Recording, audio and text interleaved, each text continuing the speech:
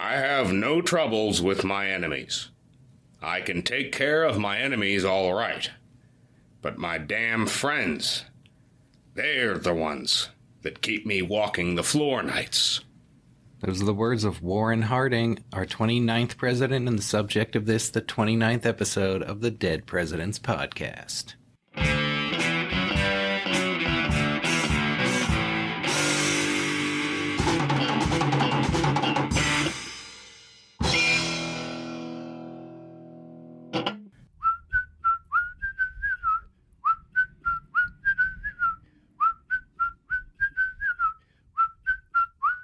You got James J. H. and SLD on a mission trying to find Mr. Warren G. About to drop some serious knowledge bombs on your ass. Dead Presidents Podcast, bringing the facts. Welcome to the Dead Presidents Podcast.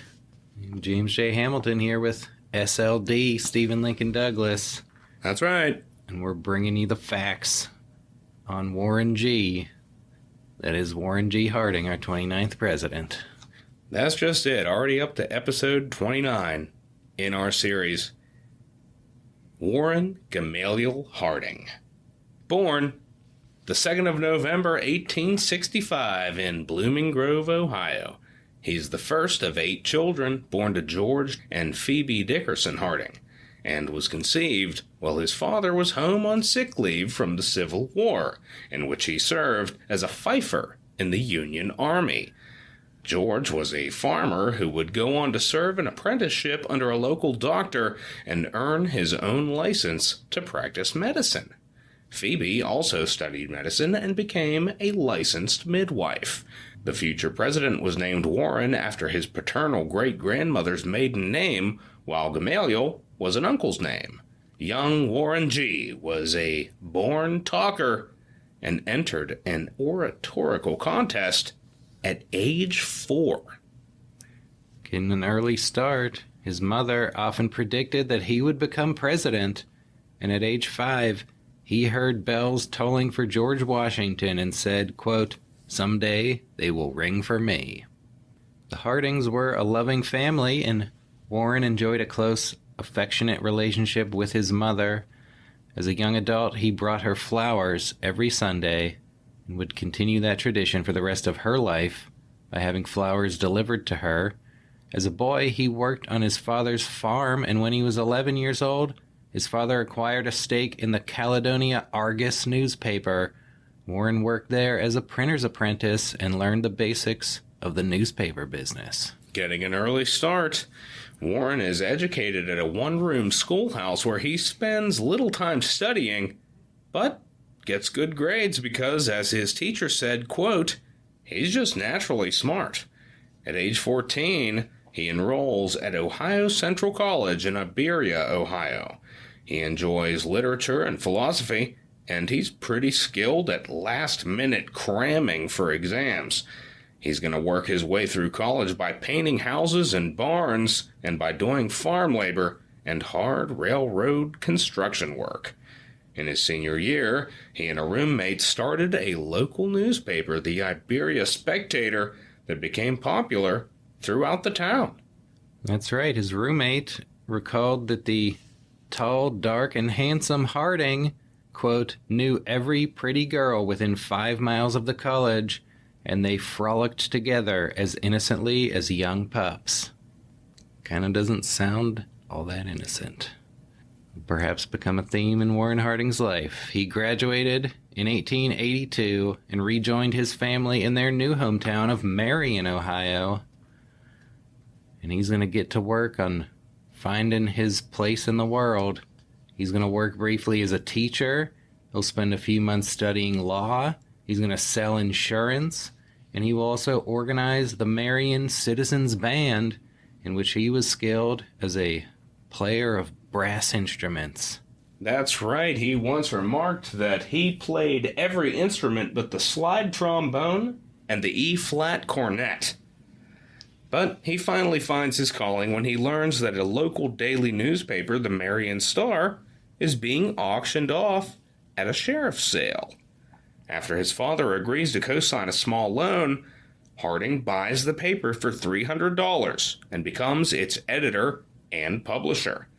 One of his first acts as a newspaperman was traveling to Chicago to report on the 1884 Republican National Convention, where he fell in love with the spectacle of politics. Wow. Warren Harding's future coming into view. He's going to turn the Star into a pretty effective business, and it is going to thrive among the booming population of Marion, where it is the only daily newspaper. He's going to keep the daily edition politically neutral, and then also publish a weekly edition that was a solidly Republican paper. He writes many editorials, and he uses the paper to promote local improvements such as advocating for electric streetlights, streetcars, paved roads, and the establishment of an opera house. Warren Harding becomes a financial success, and he's going to be one of the leading citizens of Marion, Ohio. That's just it. That's going to bring us to around 1886, where Harding meets his sister's piano teacher, Florence Kling, who is 5 years older than him. However, they instantly find they have something in common. They both hate her father, Amos Kling, a wealthy banker and developer who received criticism in the pages of the Star for money-grubbing business practices. Born in Marion, Florence grew up chafing under the thumb of her exacting father and trained to become a concert pianist. At age 19, she eloped to Columbus with Pete DeWolf and gave birth to her only child 9 months later. 2 years into the marriage, her alcoholic husband abandons the family. Ouch. Florence is going to move back to Marion with her baby son, Marshall, but her father is going to refuse to help her, and she will live with a friend while her mother slips her money behind her father's back. Eventually, Amos Kling offered to support Marshall, but not Florence, and only if he could take in the boy and raise him as his own. Florence agreed, and she gave over her son to her father. That had to have been rough. Yeah. She's supporting herself by giving piano lessons. So after she starts courting Harding, and after her husband had attempted to rob a train, she filed for and obtained a divorce. And then when Amos Kling learned who his daughter was dating, he threatened to shoot Harding and began repeating an old rumor that Harding had African American ancestry, openly referring to him with the N-word. Wow, what a fucking dickhead. Yeah, that rumor had been around the Harding family for a while. That's it. Harding's great-great-grandfather claimed that a disgruntled thief started the rumor as revenge, while some suggest that it began as a slur against the Harding family due to their abolitionist sentiments during the heyday of slavery. Now, modern DNA tests have proved this rumor false. When Harding found out Amos Kling was spreading it, he threatened to, quote, beat the tar out of him. The Marion business community was forced to choose sides between Harding and Amos Kling, who even tried to mess with Harding's father by purchasing some of his debts and demanding repayment. Harding and Florence, however, are not going to let Amos stop them, and they will be married in 1891, when he is 25 and she 30, with her mother secretly attending the wedding without her father's knowledge. The wedding took place in the new house they had built for themselves. That's right. And they're not going to have any children together. They may have tried, but Harding is going to be claiming that he is infertile as a result of having suffered mumps as a child. That's the medical advice that he got from his own father, the doctor. But Harding's fertility is going to be demonstrated outside of his marriage. Indeed it is. There's going to be more than one modern DNA test coming into play in the Harding story. But even well before that, the first rumor is that in 1894, Harding had an extramarital affair with Susan McWilliams, Florence's childhood friend, who may have become pregnant and left town to give birth to Harding's illegitimate daughter. That's a doozy. Florence later found out about the affair and confided to her diary, quote, "The happy wife is not the woman who has married the best man on earth, but one who is philosophical enough to make the best of what she's got." That's just it. In the coming years, Florence is going to have to become extremely philosophical. She's a demanding wife, and Harding affectionately calls her the boss, or the Duchess. He's going to spend a lot of time traveling for business and politics, with Florence remaining at home, and he also had several stays in a Michigan sanitarium, quote, to recover from fatigue, overstrain, and nervous illness. In 1894, Florence took over as the business manager of the newspaper, reorganizing the books and records and improving the delivery service. Well, you got the Marion Star newspaper humming along, and it's time for Warren to be branching out into politics. Marion County is a Democratic-leaning area of Ohio, which is an important swing state that generally leans Republican overall. Republicans didn't bother to contest some local offices in Marion, but in 1894, Harding decided to run for county auditor rather than let the Democrat run unopposed. He lost, but he got more votes than anyone expected. In 1896, he traveled around Ohio to speak on behalf of William McKinley's presidential campaign and made a name for himself throughout the state. In 1899, he ran for a seat in the Ohio State Senate and won a surprise victory in his traditionally Democratic district. Taking office in 1900, he was well liked by his fellow legislators and became very popular, with one newspaper observing that he, quote, had the inestimable gift of never forgetting a man's face or his name, and there was always a genuine warmth in his smile. That's just it. Warren Harding, he seems to genuinely like people. He is a man of the people. He's easy to get along with, affable, courteous. He makes a lot of friends and people like him. And that's just it. And Ohio Republicans are going to make him their floor leader and choose him to deliver a eulogy for McKinley after his 1901 assassination. The party is also going to make an exception from its tradition of rotating legislators in office, and it's going to go ahead and nominate him for a second two-year term, Warren being easily reelected.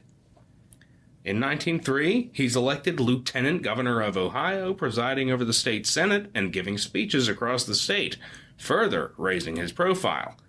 He is hoping to run for governor in 1905, but the unpopular Republican incumbent refuses to step aside. The incumbent was defeated, and Harding didn't run for re-election as lieutenant governor, but decided to step away from politics. Yeah, his decision was partly due to Florence's health, as she was suffering from a chronic kidney ailment that would flare up intermittently for the rest of her life. Harding returned to the newspaper full-time, and in 1905, he began an extramarital affair with Carrie Phillips, the wife of one of his best friends and said to be the most beautiful woman in Marion. The affair would last for 15 years, and they would write many love letters to one another. The letters were discovered in 1973 and became public in 2014. That's just it. And, these letters revealed that Harding nicknamed his penis Jerry. Some highlights of these love letters, or smutty fuck notes, include 1, quote, Jerry is standing up beside me while I write you. 2, wish I could take you to Mount Jerry. Wonderful spot. 3, Jerry sends Christmas greetings. He would come too, if I might. Would he be welcomed cordially? 4, honestly, I hurt with the insatiate longing until I feel that there will never be any relief until I bury my face on your pillowing breasts. 5, I want you, and I wanted to feast my eyes to intoxicate them in glorious breasts, and matchless curves, and exquisite shapeliness. And I wanted to fondle and feel of beauty and superbness. Oh, Warren! Oh, Warren! When your body quivers with divine paroxysm, and your soul hovers for flight with mine. Wow. Pretty steamy. Oh yeah, there's some serious stuff in there. You know? Yeah. More examples. I wish I could take you out to get wet on Superior, not the lake. Yeah. I think was one of them. It's a pretty serious affair. Carrie Phillips going to urge Harding that they both divorce their spouses and marry each other, but he wouldn't agree to that. In 1911, Florence learned of the affair when she intercepted one of their letters, and then when she told Carrie to stay away from her husband, Carrie threatened to sue for slander, but never followed through. And we should say that we learned recently that this was at a party. Yeah, I think Florence came up to her and said, "Stay away from my husband." Yeah, so this was in front of people. Embarrassing. Yeah. Florence considered divorce, but Harding didn't want to get divorced. They stayed together, and their marriage increasingly became a platonic partnership. That's it. And Amos Kling's animosity towards the Hardings tempered after he got remarried to a woman younger than Florence. He reconciles with her, names her as an heir in his will, apologizes to Harding, and pays for the couple to tour Europe. Amos Kling dies in 1913. In 1915, Florence's son, Marshall DeWolf, dies at the age of 34. He had been close with Harding and worked at the Marion Star before moving to Colorado and purchasing a newspaper of his own. But he was a chronic alcoholic like his father, and the effects of alcoholism and tuberculosis led to his early death. Oddly enough, his father would die of the same causes at the same age. Wow. Yeah, Florence Harding's family life, a mixed bag at best. Well, Harding is going to get back into politics. In 1910, he reluctantly agrees to accept the Republican nomination for governor, but he's going to lose to a popular Democratic incumbent. But then you got President William Howard Taft, a fellow Ohioan. He had campaigned for Harding in that governor election, but 1910 was just a bad year for Republicans. In 1912, the party fractures when ex-President Theodore Roosevelt challenges Taft, his handpicked successor, for the Republican nomination. Yep, as we've talked about. Now, Harding is a loyal Taft supporter, and Taft chooses Harding to deliver the speech placing Taft's name in nomination at the Republican National Convention. When Taft wins the nomination, Roosevelt goes ahead and bolts from the party and runs for president as the nominee of the progressive Bull Moose Party. Democrat Woodrow Wilson wins the election, with Harding deeply disappointed by Taft's dismal third-place finish. Harding laments the Democratic takeover of Congress and the presidency, writing an editorial in the Star that their low-tariff policies would, quote, spoil years of prosperity. Well, in 1914, Theodore Burton, a Republican who represented Ohio in the U.S. Senate, announced that he would not seek re-election. The newly ratified 17th Amendment called for senators to be elected by popular vote rather than chosen by state legislators. And the recent progressive reforms also calling for direct primary elections to gain party nominations. Harding initially had no intention of running for Senate, but he was encouraged to do so by Burton and by Harry Doherty, an Ohio Republican political operative and lawyer who claimed that when he first met Harding in the 1890s, he said to himself, quote, "Gee, what a great-looking president he'd make." Yeah, Harry Doherty, A name that you will soon remember by the time this episode is through. Now, Florence also encourages her husband to run, and he agrees.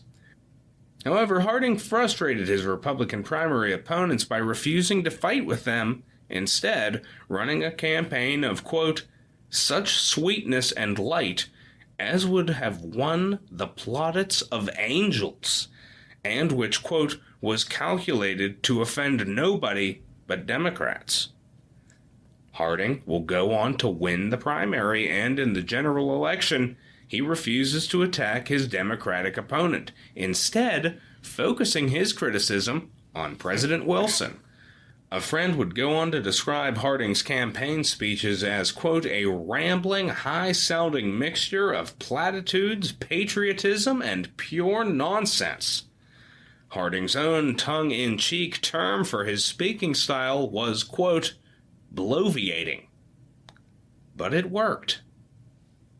Harding will win the election by a huge margin, and with Ohio having been the home state of several presidents since the Civil War, some mentioned Harding as a potential future presidential candidate. Yeah, you can win Ohio. You can go anywhere. That seems to be the case as of recent. Well, Warren Harding's going to the U.S. Senate, and we'll find out just how far he can rise after these words from our sponsors.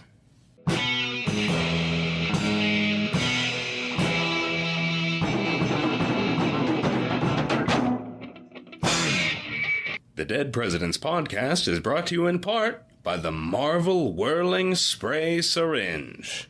The Marvel Whirling Spray Syringe is daily recommended by eminent physicians and gynecologists for its simplicity and for its great convenience as the most effective and harmless vaginal douche ever invented.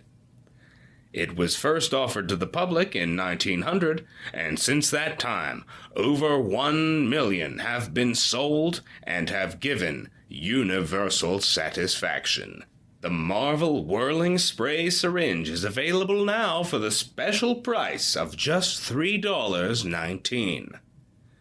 Listeners, are you sick of douchebags that are inconvenient, ineffective, and even harmful? Don't worry. Your days of dealing with inferior douchebags are over. The Marvel Whirling Spray Syringe is the world's greatest douchebag. 1 million satisfied vaginas can't be wrong. That's a message from our sponsor, the Marvel Whirling Spray Syringe. Now a word from our sponsor, Southland Sport Fashions, which has an exciting offer for our stout female listeners. The stout woman is the one who most needs a brassiere, yet so many of the models in the shops are of no use to her at all. She has to select her brassiere carefully, while the lucky thin woman can wear almost any pretty model, choosing it for its charm and its daintiness without a thought of its shape or the strength of its material.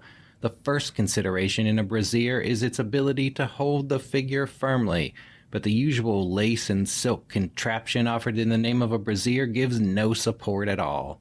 Southland Sport Fashions has achieved new and satisfactory brassieres with lace of heavy quality that give the much-desired flat line of bust and can stand the strain of the stoutest figure.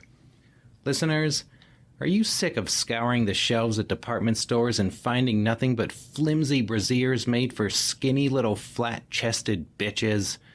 Do you need a brassiere that can handle some serious gazongas? Well, you're in luck, because Southland Sport Fashion's new heavy-duty brassieres are made with industrial-strength lace. With these over-the-shoulder boulder holders, your massive jugs will finally get the support that they need and that you deserve. That's a message from our sponsor, Southland Sport Fashions. We're also proud to be sponsored by the Burbank Electric Shop, which has an important message for husbands who love their wives. The Burbank Electric Shop's new electric vacuum cleaner will make housework easier for my wife. I believe in giving the little wife a square deal, so I'm going to buy her all the household helps I can. This electric vacuum cleaner saves health and labor and is so inexpensive that the most modest home can afford it. If you think of your wife as more than a houseworker, the least you can do is buy her one of these fine, dependable, inexpensive vacuum cleaners, and there are lots of other burden easers available at the Burbank Electric Shop. Listeners, no one in their right mind would dispute that it's your wife's job to keep the house clean, but that doesn't necessarily mean you can't do something to make her job a little bit easier. This new electric vacuum cleaner is the perfect gift for your wife's birthday, your anniversary, or Mother's Day. Believe me, she will thank you. With the aid of modern household technology like this, your wife will have a lot more time and energy left over to devote to her duties in the laundry room, kitchen, and bedroom, if you know what I mean. That's a message from our sponsor, the Burbank Electric Shop. And now, back to the show.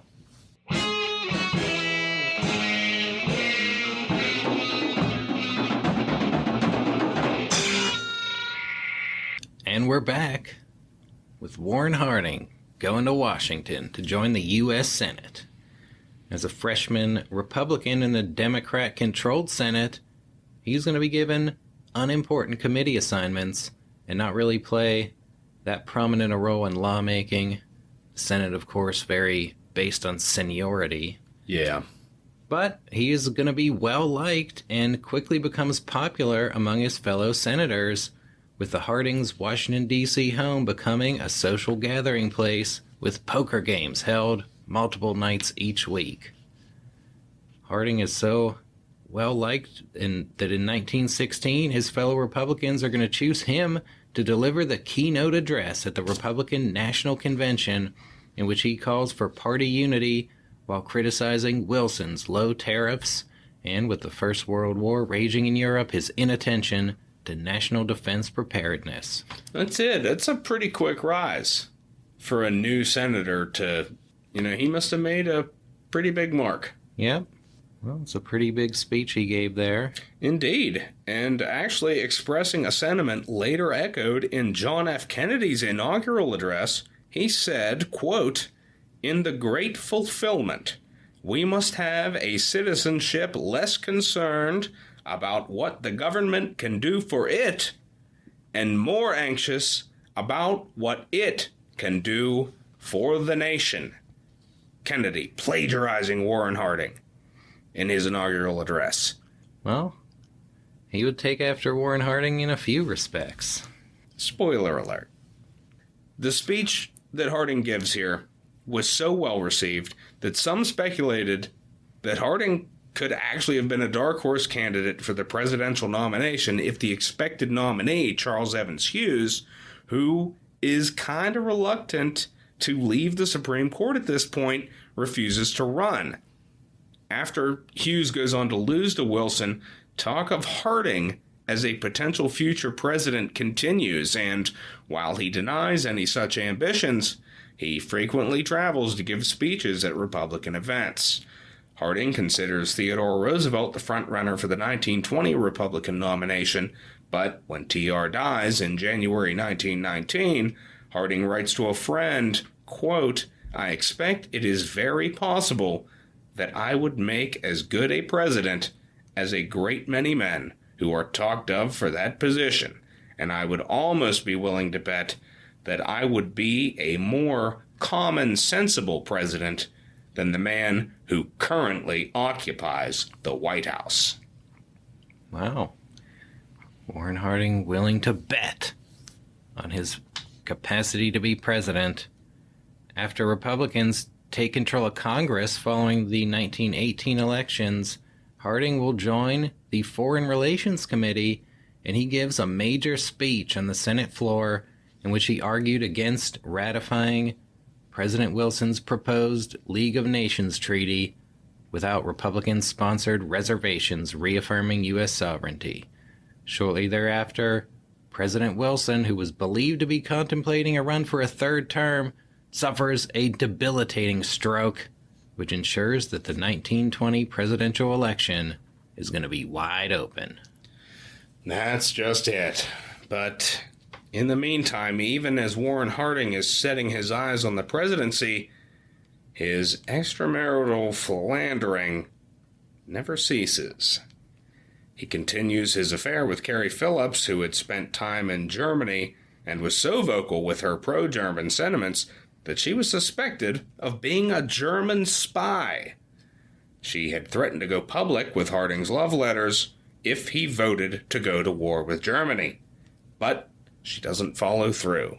However, when her husband falls into debt, she uses the letters to blackmail Harding into giving her huge sums of money, which he did. He even bought her a car, but he also continued the affair and sent more letters. Supposedly, there were many other women as well, including one unnamed New York woman who may have committed suicide when Harding refused to divorce his wife and marry her, and Augusta Cole, who got an abortion after Harding impregnated her. Then there was Nan Britton, the daughter of one of Harding's Marian friends who had developed a crush on him as a young girl and, at the age of 20, met up with him in New York, where they began an affair. She became pregnant in 1919, allegedly by having sex with Harding at his Senate office, and resisted his urgings that she get an abortion.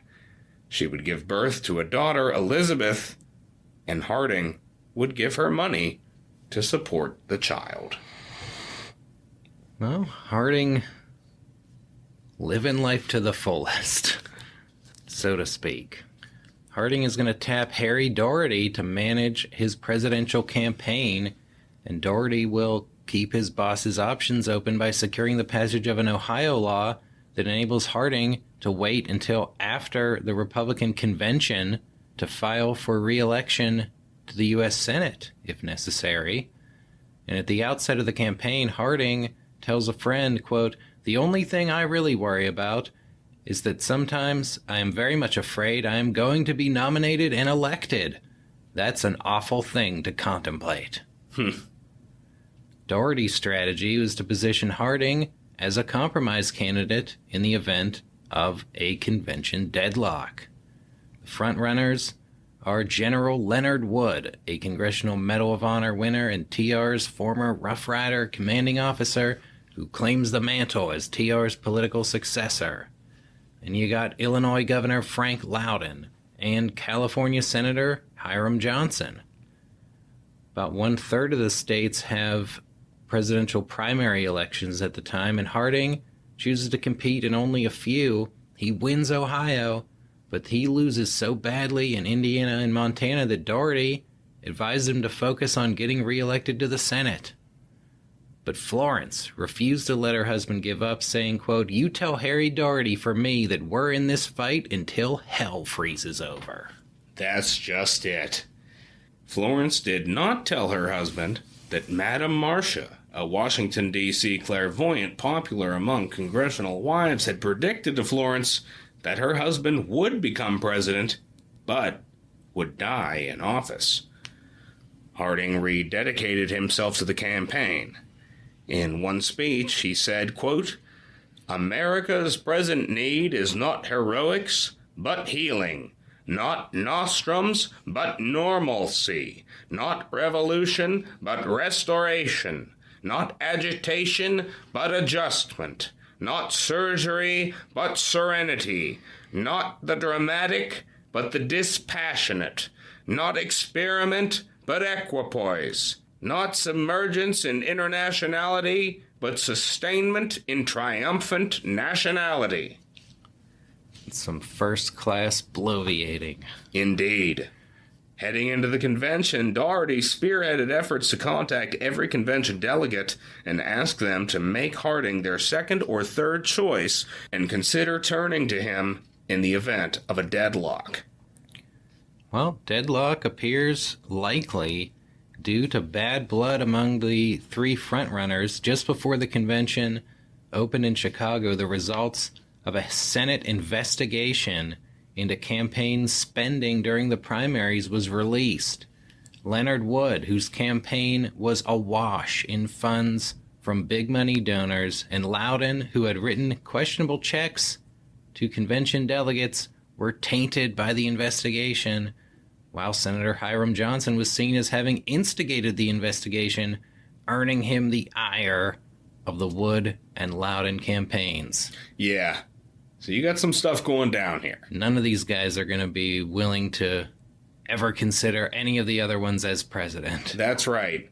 Harding is going to run in 6th place on the first convention ballot, moving into 5th on the 2nd and 4th on the 6th.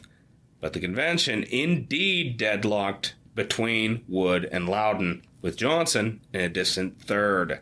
On Friday night, influential Republicans gathered in smoke-filled rooms and talked about how to break the deadlock.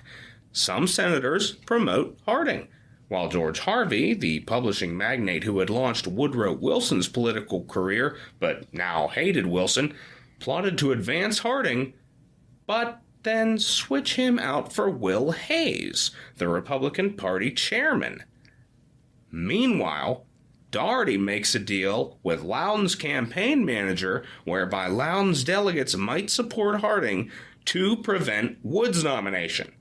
Harding supporters are going to argue that Democrats were likely to nominate Ohio Governor James M. Cox, and that only Harding could beat Cox in their critical home state. Like Harding, Cox is a newspaper man. You got Harding with a Marion Star in Marion, and you got Cox down in Dayton with whatever that paper was called. Yeah, I think he had a couple papers. At least two. I think he had two of them. Well, Democrats are going to put up an Ohio newspaper man. You need your own Ohio newspaper man to stop him. Indeed. Well, Senator Reed Smoot is going to emerge from one smoke-filled room and tell a reporter, quote, "We decided on Harding. He will be nominated this afternoon." And on that Saturday, Harding moved into 3rd place, and on the 9th ballot, Loudon released his delegates, many of whom switched to Harding, who moved into 1st place.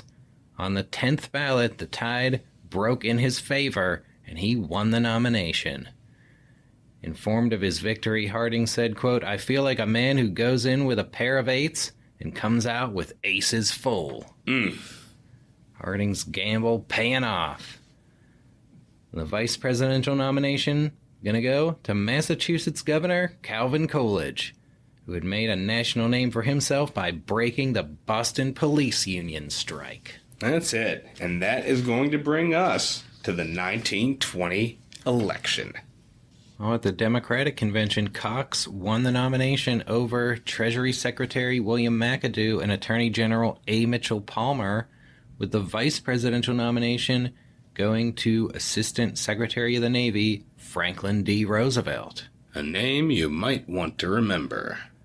Yep.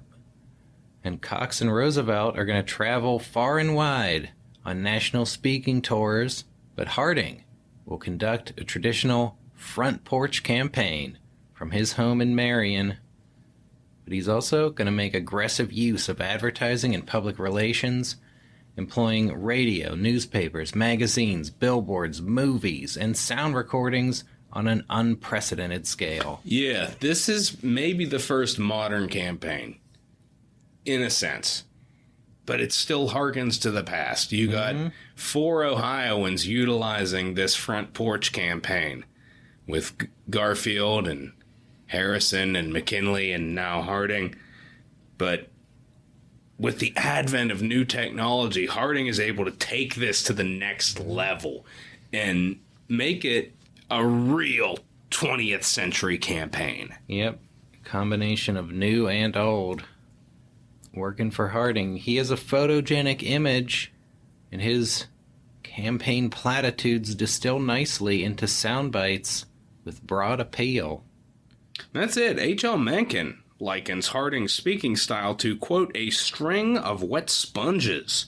William McAdoo describes it as, quote, an army of pompous phrases moving over the landscape in search of an idea. Now, Cox promises Wilson that he would make the election a referendum on the League of Nations. Harding, however, recognizes that the public wants to move on from wartime issues, and so he is going to call for what becomes known as, quote, a return to normalcy. Harding campaigns with grace and civility and resists advice to go on the attack.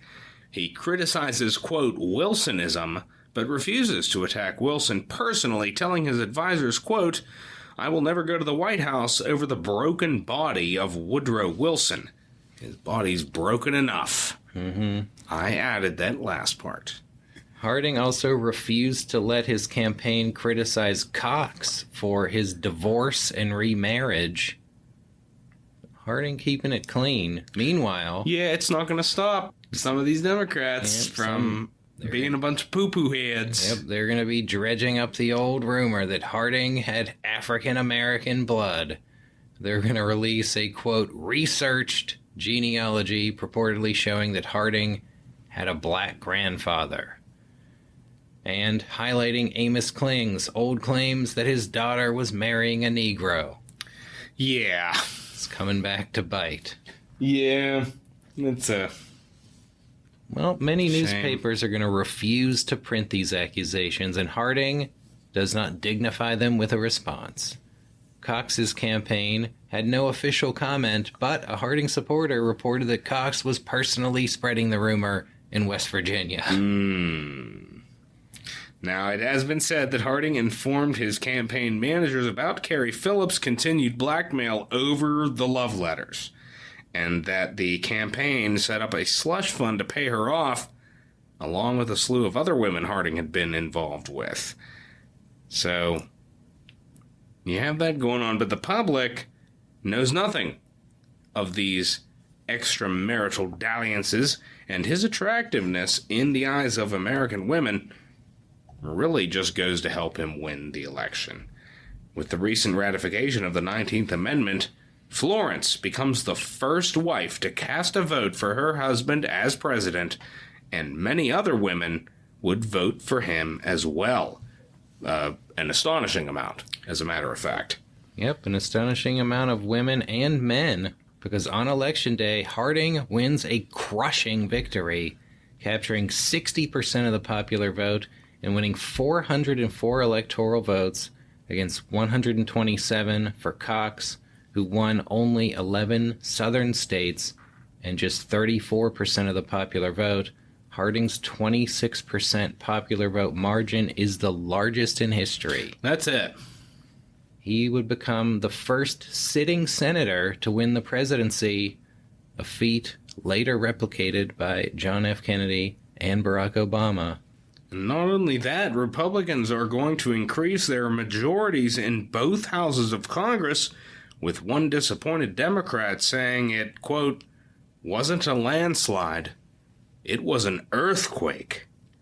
After 8 years of Democratic rule, Republicans were back in power with Warren G. Harding as their leader. What's he gonna do with all that power? We're gonna see if Warren G. is gonna regulate right after these messages.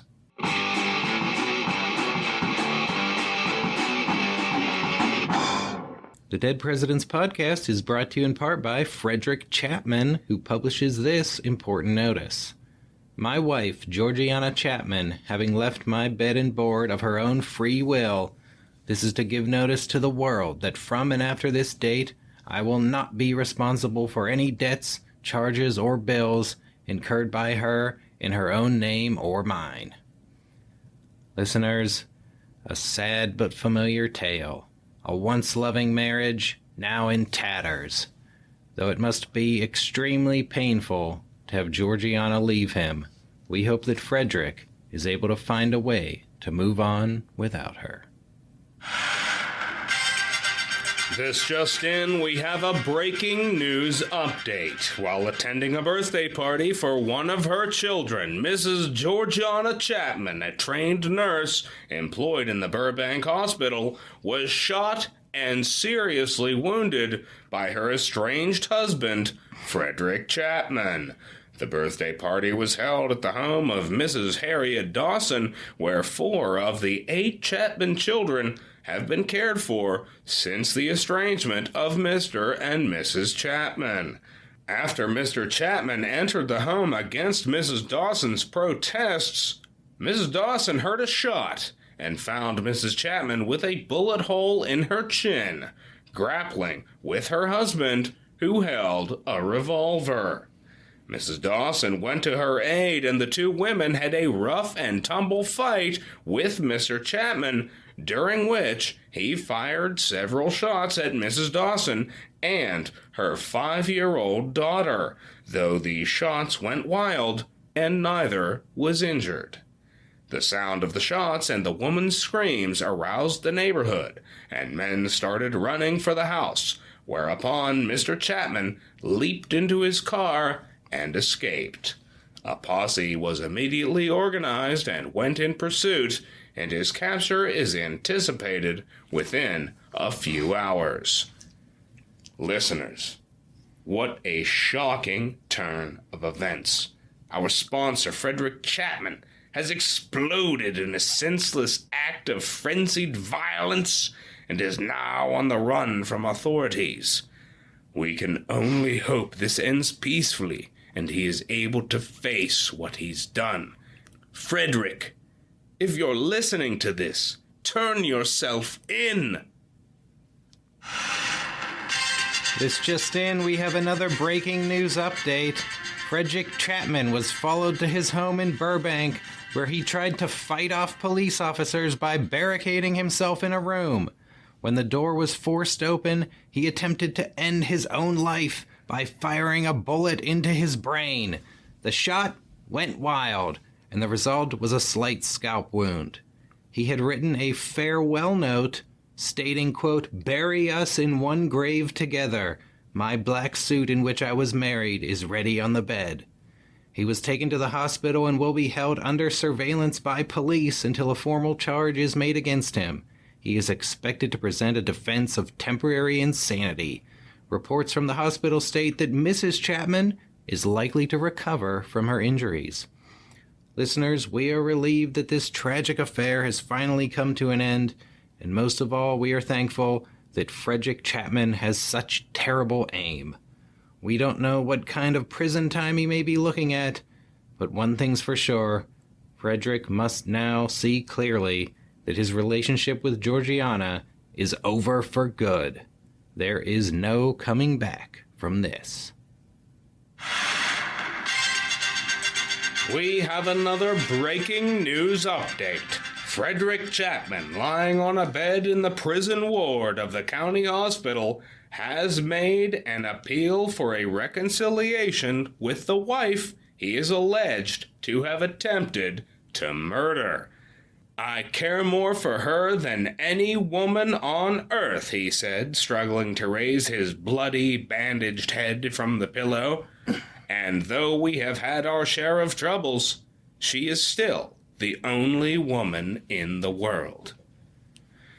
Listeners, we can't help but admire the tenacity of our sponsor, Frederick Chapman.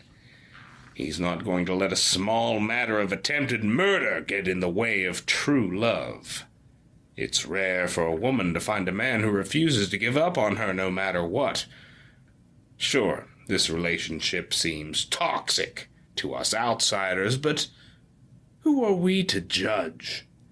Perhaps these 2 lovebirds still have a chance to live happily ever after.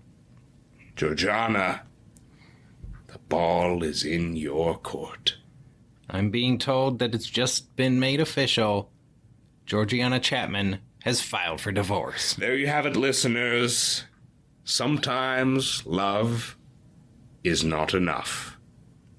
And now, back to the show.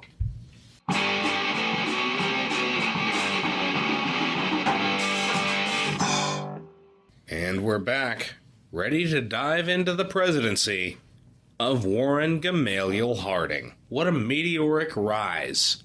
And here he finds himself, 29th President of the United States, being sworn in on March 4th, 1921. Woodrow Wilson, outgoing president, will ride with him to the Capitol, but he decides not to stay for the swearing in because he's actually unable to climb the steps of the inaugural platform. You'll remember his debilitating stroke. Yeah, Harding leaving Edith Wilson miffed when he bounded up the stairs and left Wilson at the bottom. That's it. In his inaugural address, Harding is going to urge against becoming entangled in European affairs, and he argues that the supreme task facing the nation is, quote, the resumption of our onward normal ways, reconstruction, readjustment, restoration. All these must follow. I would like to hasten them. He promises to prioritize the national economy and pledges to cut taxes and spending. His inaugural address is going to be the first to be amplified by microphones and speakers. And this is interesting. They built a whole canopy, had these speakers under there so that you could hear him from ways away. So that's an important step, but a big step too. You got to remember, during that whole summer in 1920, Harding on that front porch campaign, speaking to crowds of 6,000 to 10,000 without a microphone, learning to project, knowing that he was doing a good job if his voice echoed off the houses across the street. And now here he is, the first to be mic'd up and amplified.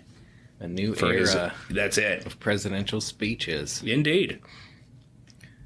And it's going to be a new era for the White House, which had been boarded up and closed to the public throughout the war and Woodrow Wilson's illness.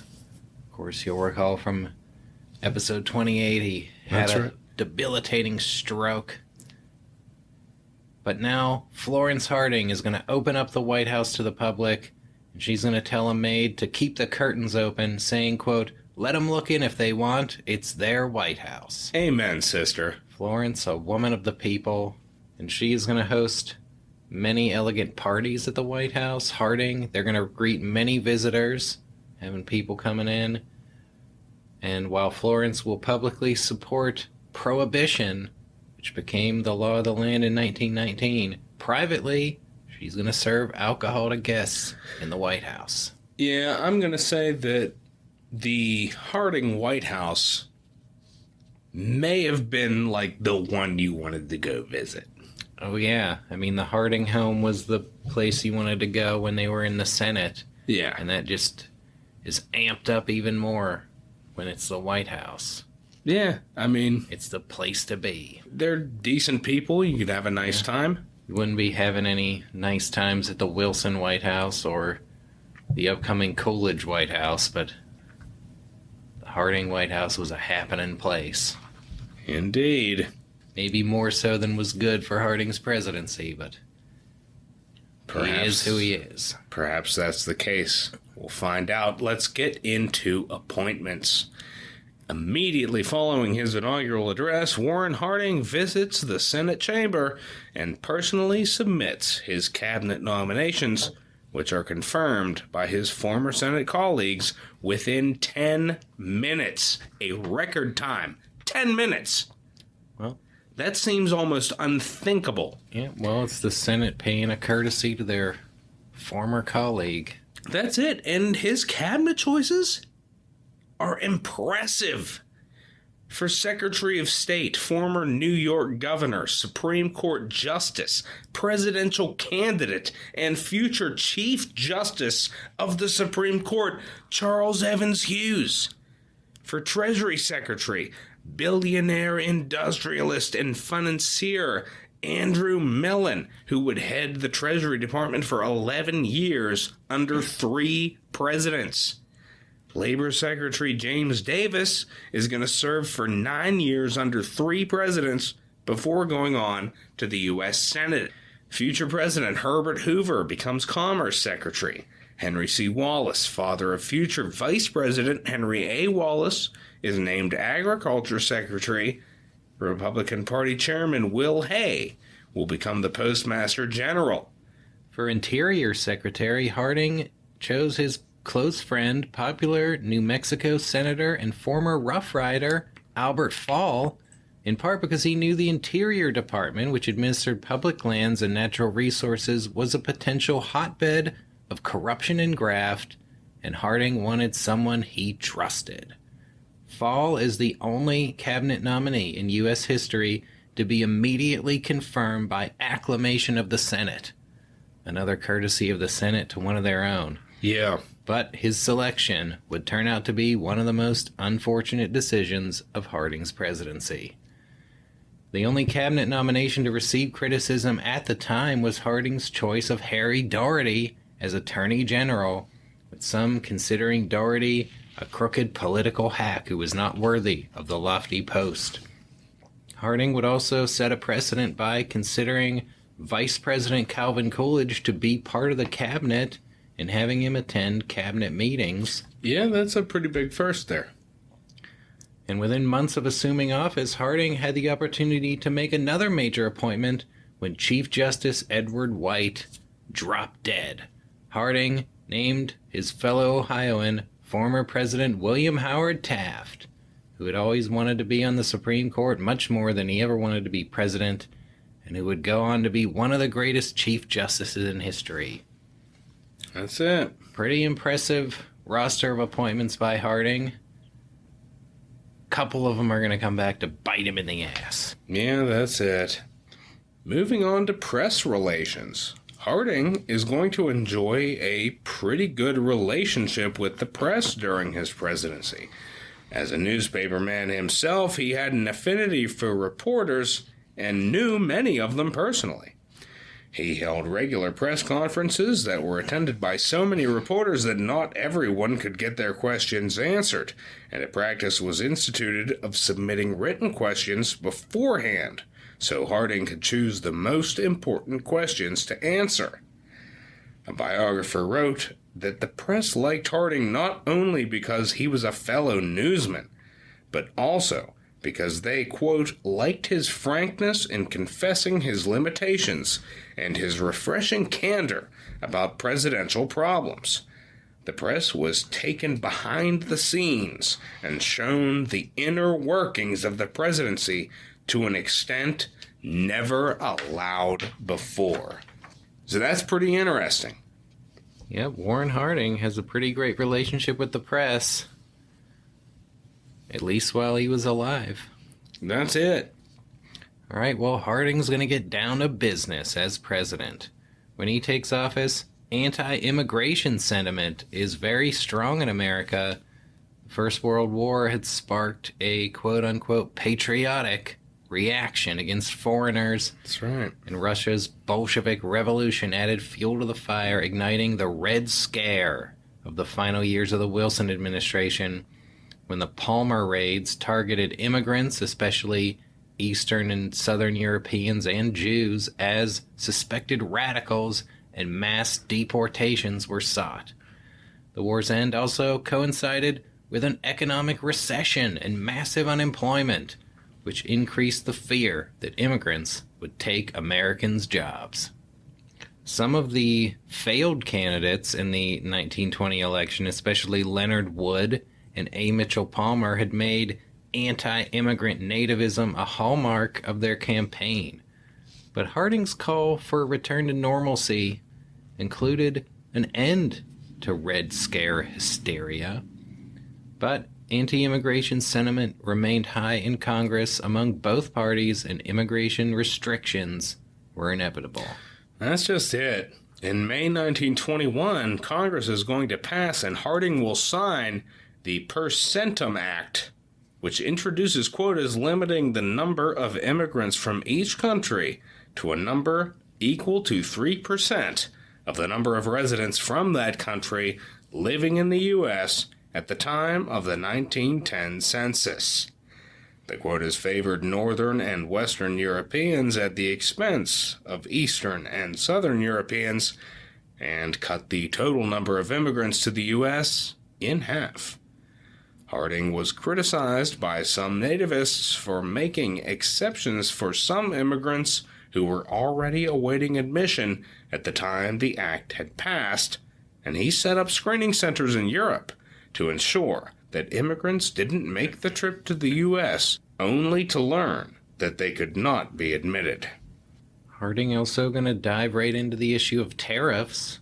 Tariffs a long-standing issue. Yep, the Republican Party always favored high protectionist tariffs. Democrats cut tariffs significantly during the Wilson administration. The war's end brought about an economic recovery in Europe and greatly increased European competition with the American economy, especially for agricultural produce, which saw a sharp decline in prices. When Harding took office, Republicans passed a bill to temporarily raise some tariffs on an emergency basis while a more permanent tariff increase was considered. The U.S. economy was increasingly dependent on exports, and high tariffs carried a risk of retaliation by America's trading partners. Harding favored flexibility on the issue, and the resulting Fordney-McCumber tariff raised rates but gave the president power to raise or lower rates based on recommendations from the Federal Tariff Commission. In the coming years, some European countries would significantly increase tariffs on American goods in retaliation for America's own high tariffs. I don't know if that's the last we've heard of the tariff, James. Well, it's still going to be around. Well, also going to be around the federal budget. Prior to Harding's presidency, the federal government did not have a formal budgeting process and did not operate under a clear, overarching budget, with each executive department separately requesting appropriations from Congress. Federal spending had exploded under Wilson, and the national debt, largely fueled by the cost of the war, increased by almost 1,000%. Shortly after taking office, Harding requests substantial budget reforms, and Congress passes the Budget and Accounting Act of 1921, which calls for the president to submit a comprehensive annual budget to Congress. This is a big step. Yeah, pretty big deal. It created the Bureau of the Budget within the Treasury Department, and Harding is going to appoint Charles Dawes to run it. Dawes agrees to serve for only 1 year because he knows the budget cuts he will propose are going to make him unpopular in Washington. With Harding's backing, Dawes cuts waste and inefficiency and reduces the federal budget by more than $1 billion during his year in office. $1 billion. That's a sum unthinkable at the time. Yep, federal spending fell from 6.5% of the gross domestic product to 3.5%. And when Dawes moved on from the Budget Bureau the following year, he went on to formulate a financial plan to enable Germany to make war reparations payments, which would earn him the Nobel Peace Prize. And in 1924, Dawes is going to be elected vice president. Yeah, and I'm sure he's going to make a great one. As our listeners who recall our top 5 worst vice presidents honorable mention will recall. And as you'll hear on episode 30. That's it. So, it's come up. Taxes. Here we go. What's Warren Harding's stance on taxes? He's against them. In conjunction with spending cuts, Harding is going to seek to cut taxes which had increased significantly during the war and had not been lowered after the war ended. Treasury Secretary Mellon worked closely with the members of Congress on the Revenue Act of 1921 which created tax exemptions for low-income families while also cutting taxes on corporations and the rich, eliminating the excess profits tax and lowering the corporate tax rate from 65% to 50%, and the top marginal income tax rate from 73% to 58%.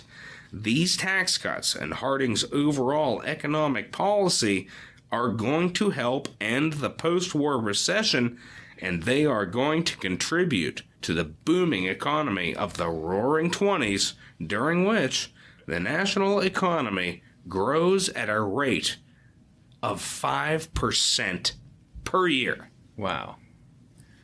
So Warren G., he's not really going to regulate so much as deregulate. Indeed.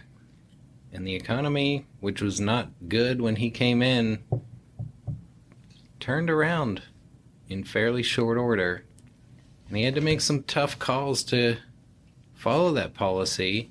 His efforts to trim the budget and cut taxes were threatened by a bill working its way through Congress to pay substantial bonuses to war veterans. Most states had already provided bonuses, and with unemployment high, the federal government was under pressure to follow suit. However, the proposed bonuses would cost billions of dollars, breaking the budget and preventing tax cuts. Before those tax cuts were passed, Congress stood ready to pass the bonus bill, and Harding appeared personally in the Senate and argued that it would be, quote, a disaster to the nation's finances. Yeah, pretty cool move, showing up in the Senate. Yep.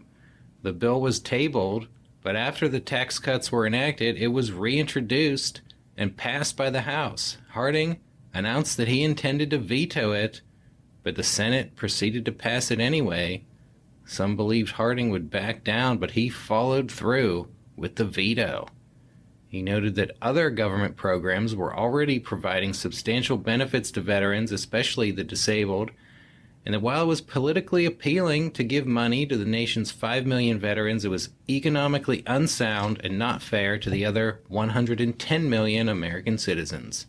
The House overrode Harding's veto, but the Senate did not. There you have it. And the issue of providing bonuses to veterans will continue to come up in the Coolidge and Hoover presidencies. That's just it. It might just come to a head at some point here. But let's turn our attention to the nation's agriculture policy.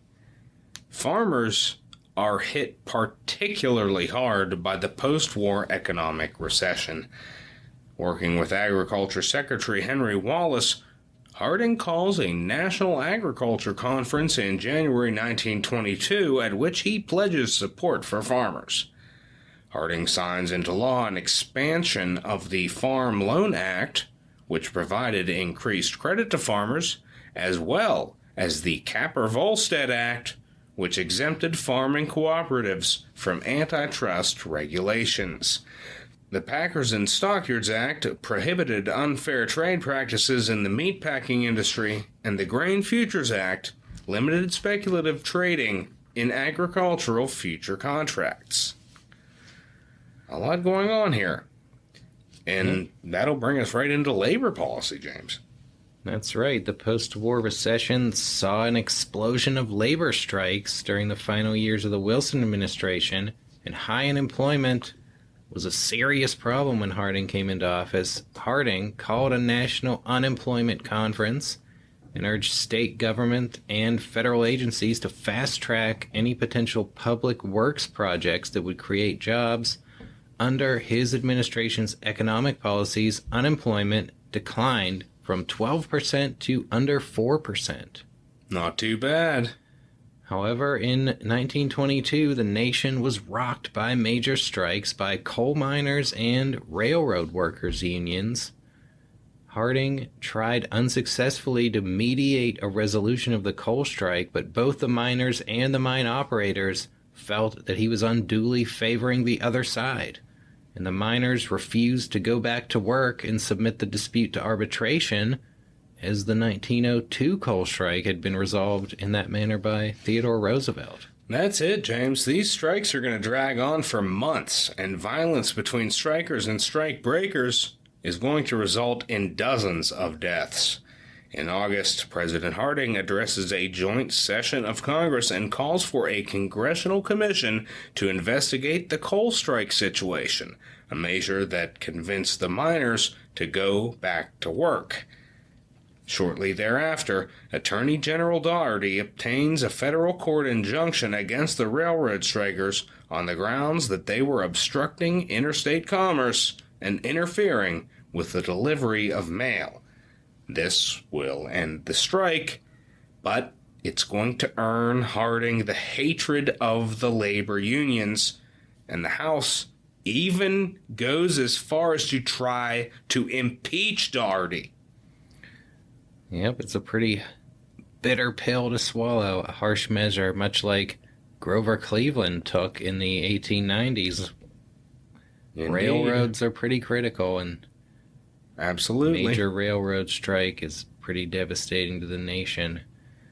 Harding, he was a pro-business conservative, but he also showed sympathy for workers. He had allowed his employees at the Marion Star to unionize, and he's doing some things when he can. He confronted the steel industry's 12-hour workday, calling for a conference on the issue, and when steel manufacturers later recommended keeping the 12-hour workday, Harding issued a letter lambasting the decision, which contributed to public outcry and ultimately led to the steel industry adopting the standard 8-hour day.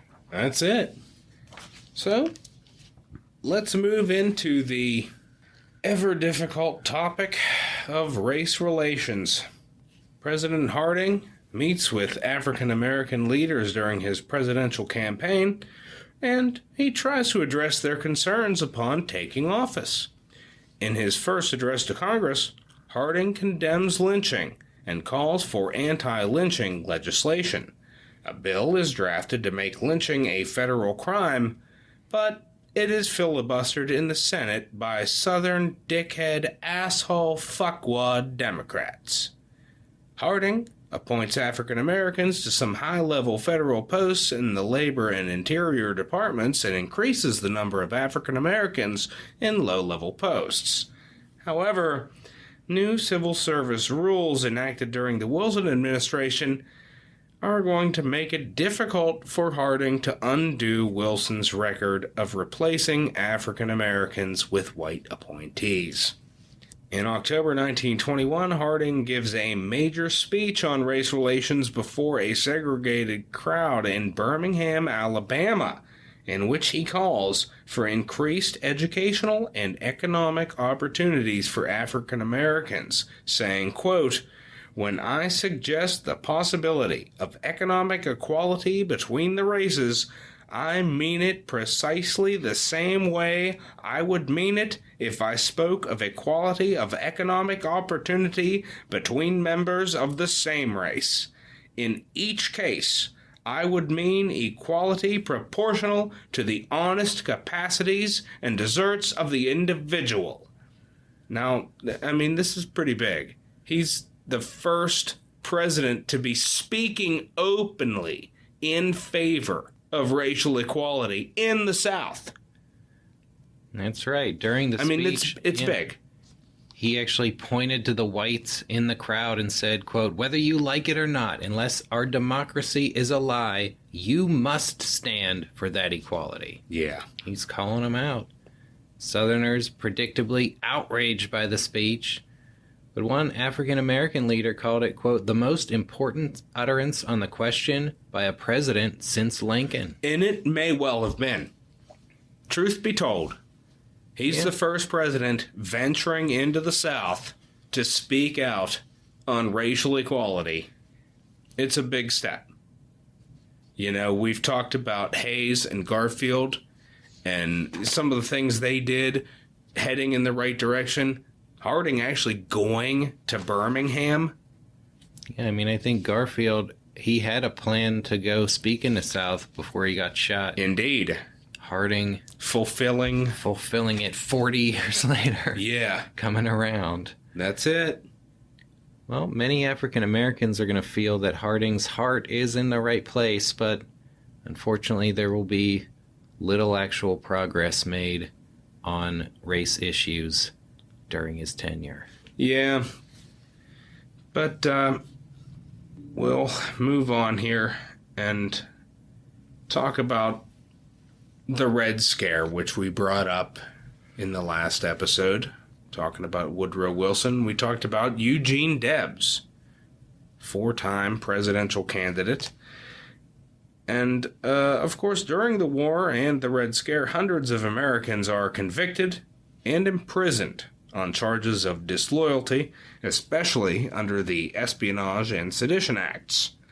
Many are quietly released towards the end of the Wilson administration, but Wilson adamantly refuses to pardon the most prominent political prisoner, Socialist Party presidential candidate Eugene V. Debs, who was sentenced to 10 years imprisonment under the Sedition Act for speaking out against the war. That's right, and even though Debs ran for president from prison in 1920 and received over 900,000 votes, Wilson maintained his belief that Debs was, quote, a traitor to his country. Harding had been asked to look into Debs's case even back during his days in the Senate, and when he became president, he asked Attorney General Daugherty to meet with Debs with a view toward securing his release. And I think it's interesting, Debs was actually sent to Washington to meet with Daugherty, and he went unguarded. Even though he's a prisoner, they basically trusted him to go by himself. It's pretty wild. And he came back. And in December 1921, Harding commuted Debs's sentence, releasing him from prison just before Christmas, and asked him to visit the White House on his way home, where he met with Harding. Many of Harding's own supporters opposed this, but Harding said, quote, I was persuaded in my own mind that it was the right thing to do. I thought the spirit of clemency was quite in harmony with the things we're trying to do here in Washington. There you go. I mean, come on now. That's not a bad look for Warren Harding. Mm-hmm. You got to hand it to him there. Yeah, he reviewed the cases of everyone imprisoned under the Espionage and Sedition Acts and ordered the release of everyone as long as there were no violent or destructive acts involved. He also released many alleged radicals imprisoned during the Red Scare. Well, part of the return to normalcy. Well, that's it. You know, look at Harding with race relations and what's going on here with the Red Scare. I mean, he's looking pretty good. He's saying the right things. He's looking like he could make a great president here. Yeah, well, So let's move on, see how things continue to go here. Let's look at European relations.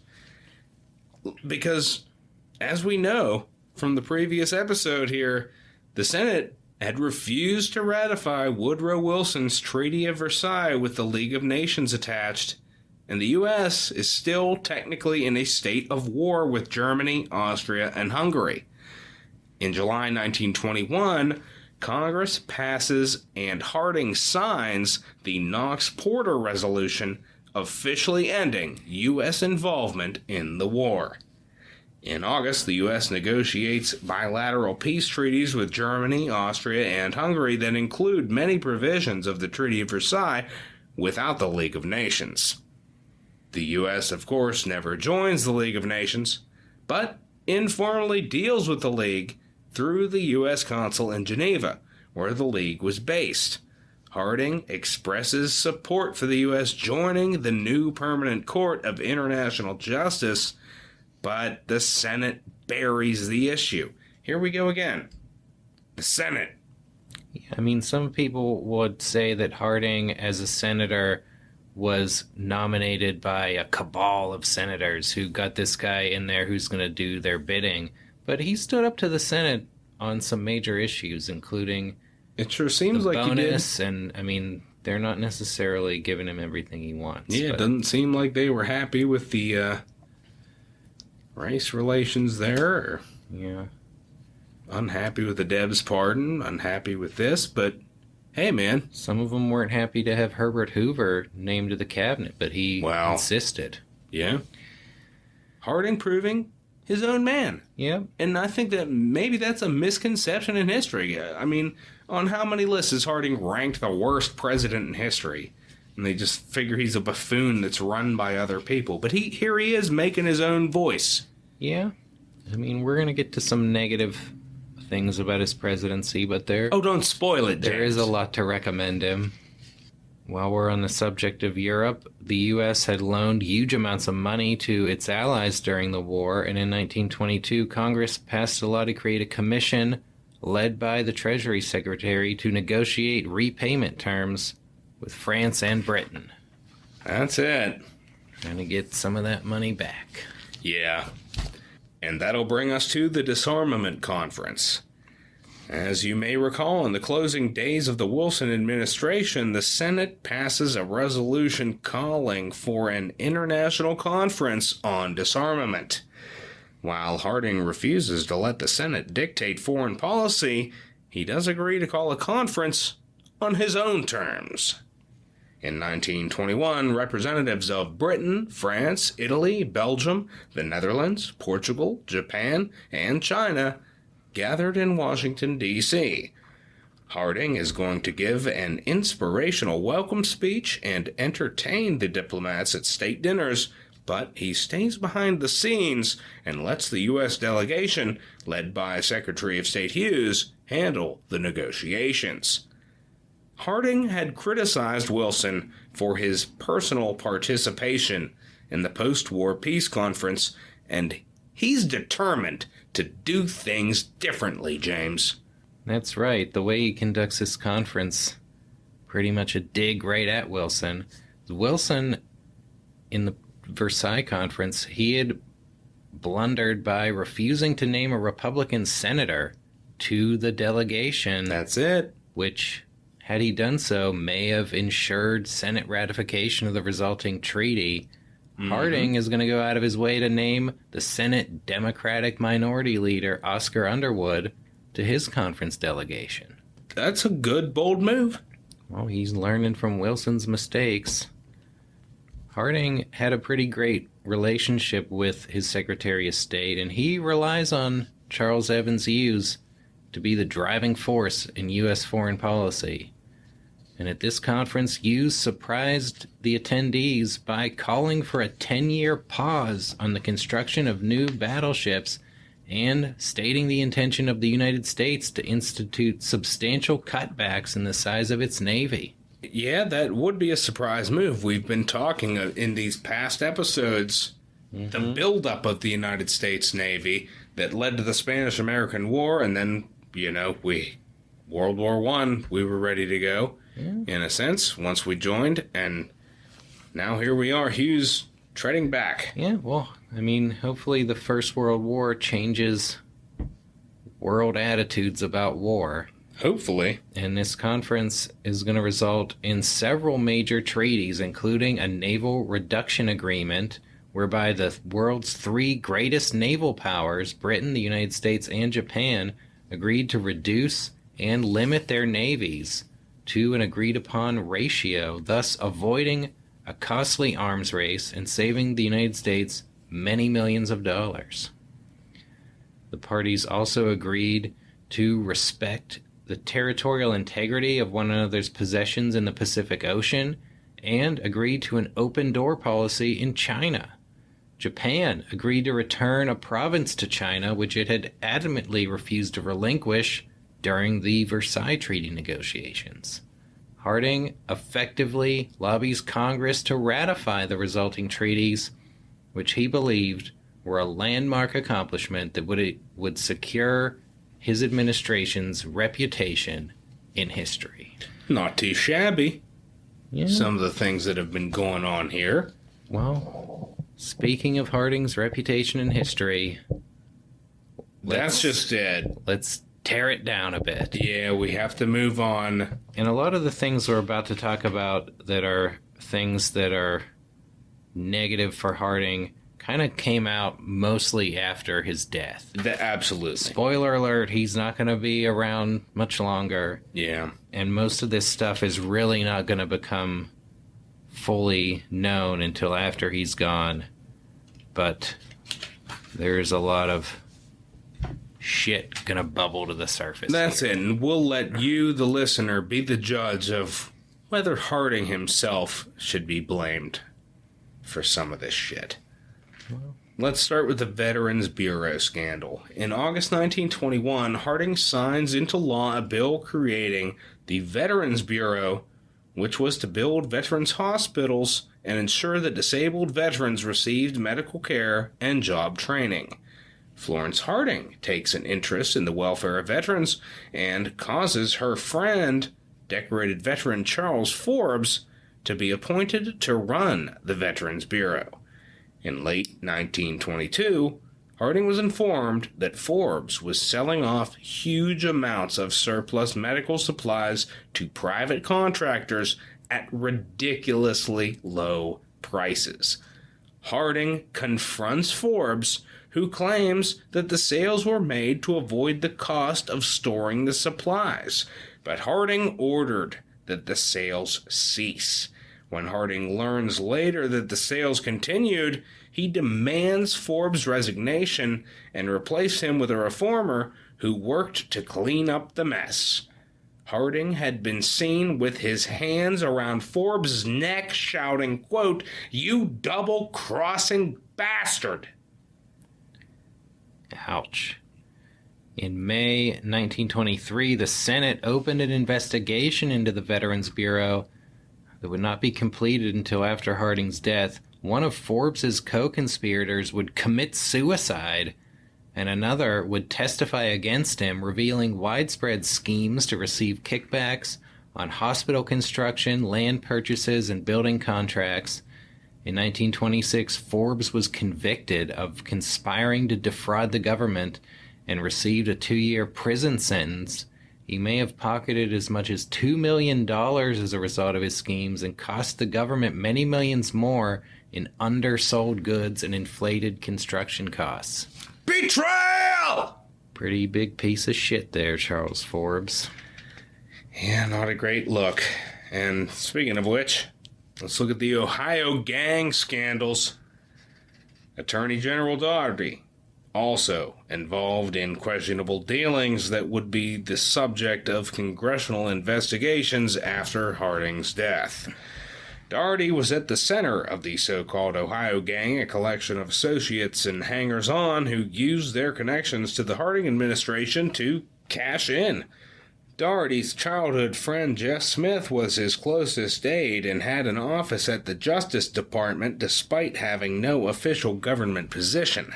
Smith and fellow Ohio operative Howard Mannington allegedly collected bribes in exchange for government appointments, prosecutorial leniency, and pardons.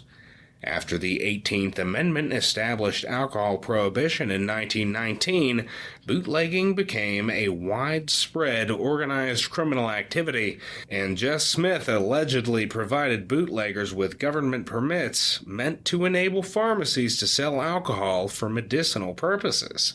He also supplied liquor to the Harding White House, which did not adhere to prohibition, and attended some of Harding's late-night poker games. Well, sounds like a time bomb waiting to explode. Perhaps. By early 1923, Harding knew enough about Smith's shady dealings to want him out of Washington. Herbert Hoover later recalled that Harding asked him, quote, "If you knew of a great scandal in our administration, would you, for the good of the country and the party, expose it publicly, or would you bury it?"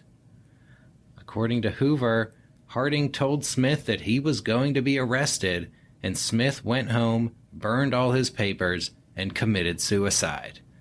On May 30th, 1923, Smith was found dead of a gunshot wound to the head at the residence he shared with Daugherty. His death was ruled a suicide, but some Daugherty critics later suggested that Smith was murdered because he knew too much. Daugherty would also go on to be accused of blocking the prosecution of a company that overcharged the government on war contracts, with Daugherty supposedly owning large amounts of stock in the company. The Justice Department's Bureau of Investigation, later renamed the Federal Bureau of Investigation, was accused of spying on congressmen who were investigating Daugherty and his friends. After Harding's death, Hoover and Hughes convinced the new president, Calvin Coolidge, to demand Daugherty's resignation. In 1926, Daugherty was charged with taking kickbacks and narrowly escaped conviction in 2 trials by way of hung juries. How about that? Well, that's going to bring us to the most infamous scandal of the Harding administration. And this is going to erupt months after his death. Now, during the Taft administration, the Teapot Dome oil field in Wyoming was designated as a federal strategic oil reserve and placed under the administration of the Navy Department. In 1921, at the request of Interior Secretary Albert Fall, Harding signed an executive order transferring Teapot Dome and several other oil reserves back under the administration of the Interior Department and allowing them to be leased to private companies. Fall proceeded to lease the oil fields to private oil companies on favorable terms without open bidding, which outraged conservationists who initiated a congressional investigation. It wasn't until after Harding's death that investigators learned that in 1922, Fall had paid off significant back taxes and greatly expanded his New Mexico ranch property. It came to light that Fall had received over $400,000 in payments and no-interest loans. That's over $6 million in today's money from the oil company owners in exchange for the leases. In 1927, the Supreme Court invalidated the oil leases, and in 1929, Fall is convicted of taking bribes and serves a year in prison. He was the first cabinet secretary to be convicted of a felony and serve prison time. Fall was the only person convicted in the scandal, as the oil company owners were acquitted of paying bribes in separate trials, though one was convicted of jury tampering. The oil companies foreclosed on Fall's ranch to recoup the loan that formed part of the bribes. Fall's misconduct was not revealed until after Harding's death, and there is no evidence that Harding ever personally participated in or benefited from any of the corruption scandals during his presidency. Well, a different scandal that broke after Harding's death did involve his personal participation. In 1927, Nan Britton published a tell-all book, The President's Daughter, detailing her affair with Harding and the child that resulted. Harding had given her money, but after his death, Florence and then Harding's siblings refused to help her or acknowledge her child, so she published the book to earn money and state her case. Though she lost a paternity suit due to lack of evidence, in 2015, DNA tests on descendants of the Harding family and Nan Britton's daughter proved that he was indeed the father of her child. Nan claimed that their affair continued while Harding was president, with Secret Service agents helping to arrange their secret liaisons. In the most infamous alleged incident, she was having sex with Harding in a small antechamber near the Oval Office when a Secret Service agent hustled her out just before a suspicious Florence barged in. While at least one Secret Service agent later described the incident, another agent denied its veracity. Alice Roosevelt Longworth supposedly heard about it from longtime White House usher Ike Hoover, though Hoover elsewhere denied knowing about any such woman being at the White House.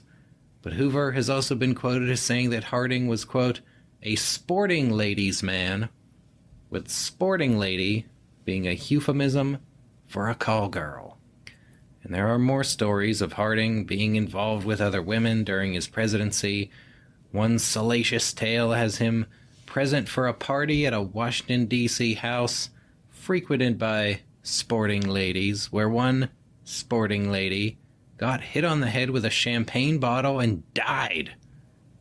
Harding hustled out of the building. not a good place to be while you're the president. There's a lot of stories. Yeah, and of I don't course, know if we take all or a most lot of of them are these. We take a lot of these with a grain of salt. Yeah, I mean, I think there are a lot of probably exaggerations about Certainly. Harding when it comes to things like this, but I mean, also there's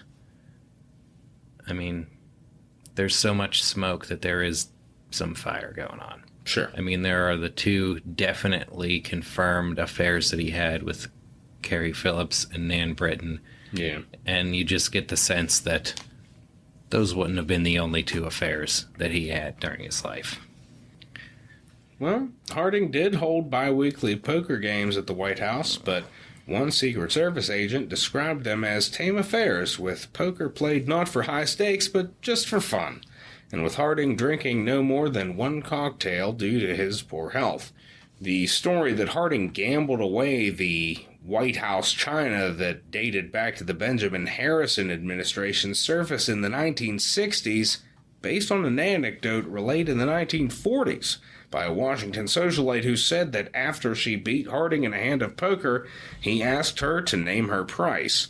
Perhaps jokingly, she pointed out some of the Benjamin Harrison White House china, and supposedly Harding later had it delivered to her.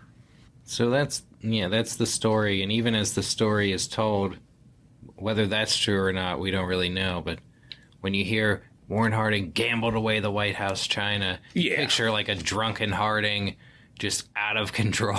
Yeah, giving away a Like, complete set I already lost all my cash, so now I'm going to start betting White House china to call. Here's my car keys. I'm going all in. Yeah. I'll raise you the Lincoln bed. Yeah, there you go. So that's just an example of an exaggeration.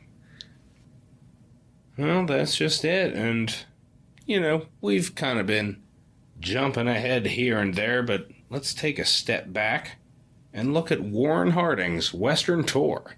His last hurrah. Indeed. Well, back in the fall of 1922, Florence Harding suffered a recurrence of her chronic kidney ailment, and she would have a near-death experience before recovering her health. Madame Marcia later said, quote, Mrs. Harding's serious illnesses were brought on by distress about her husband's affair with that woman. It also may have been a lifelong chronic kidney ailment. Right. And Harding was in pretty poor health himself. He had long suffered from heart troubles, and the stress of the presidency was wearing on him. Though some have suggested that he was a lazy, do-nothing president, a journalist who spent time with Harding reported that he worked 18-hour days and rarely got any rest, burning the candle at both ends with his frequent golf outings and late-night poker games. He also had difficulty sleeping and suffered from high blood pressure. In early 1923, he suffered from a virulent attack of flu, which later medical experts suggest may have included an undiagnosed heart attack. Despite the poor health of both the president and first lady, a major Western speaking tour was planned for the summer of 1923. That's it, and it was going to be a big deal. Some aides, however, feared that the president or first lady, or both, might not survive the trip, and even though Harding asked to have his schedule cut back, it remained jam-packed with events and engagements. The trip kicked off shortly after Charles Forbes' resignation and Jess Smith's suicide, when the scandals that would tarnish Harding's reputation were just beginning to rise to the surface, and the situation undoubtedly added to Harding's stress. We know from accounts that the death of Jess Smith really bothered Warren Harding. Well, traveling by train, the Hardings visited 9 western states before taking a ship to Alaska, where Harding drove the ceremonial Golden Spike to complete the construction of the Alaska Railroad. Harding was the first president to visit Alaska, and he predicted that it was on its way to statehood.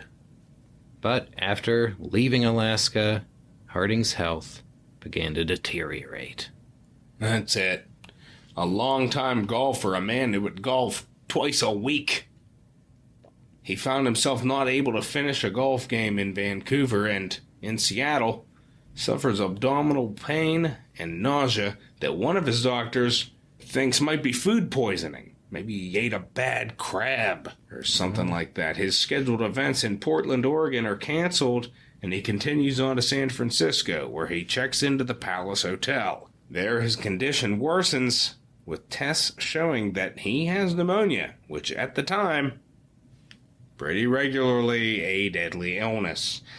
On July 30th, one of the doctors tells Herbert Hoover that Harding had less than a 1 in 10 chance of survival. But by August 1st, he'd improved so much that the same doctor revised his appraisal to a 9 in 10 chance of survival. That's looking good. Yep, things looking up for Warren Harding. Until August 2nd, 1923, at 7:30 p.m. at the Palace Hotel. Harding was sitting up in bed with Florence reading to him from a flattering newspaper article about him when he uttered his last words. Quote, "That's good. Go on, read some more." Seconds later, he suffered convulsions and lost consciousness. He could not be revived and was pronounced dead at the age of 57. That's just it. Doctor said the cause of death was a cerebral hemorrhage, though he may have suffered cardiac arrest. Florence will refuse to allow an autopsy and has his body embalmed 1 hour after his death. That decision is going to open the door to wild speculations, including that Harding may have committed suicide. In 1930, a conspiratorial book is going to be published arguing that Florence had poisoned her husband over his adultery, or perhaps to spare him from the shame of the emerging scandals, or both. The poisoning claim has been described as debunked and ludicrous, but on the 95th anniversary of Harding's death, a descendant of the Palace Hotel's owner went public with a family story which could be nothing more than a 95-year-long game of Chinese telephone. Allegedly, Florence was screaming that the hotel's food had killed her husband and that she was going to sue. The hotel owners denied this and confirmed that no one else had suffered foodborne illness, but Florence wouldn't back down. One of the owners noticed a half-full glass near the president's bed that had a noxious odor and said they intended to have its contents analyzed. Florence angrily snatched the glass away, poured its contents down the drain, and said there would be no lawsuit. Sounds like that could be bullshit. Yeah, sounds like totally ludicrous to He me. was in pretty bad health. Yeah. You don't need a conspiracy theory to figure out why Warren Harding died. Oh, and we could get into all of them. Mm-hmm. And we will. Yep. Well, with some of those scandals we had mentioned yet to break, Harding was very popular at the time of his death. The funeral train that carried his body back to Washington was met by throngs of sympathetic Americans. His body lay in state in the Capitol Rotunda before being transported back to Marion for his funeral and final burial. A little over a year after his death, Florence finally succumbed to her kidney ailment and was buried beside him with an elaborate memorial tomb in the style of a circular Greek temple with Doric columns being constructed to house their remains. That's it.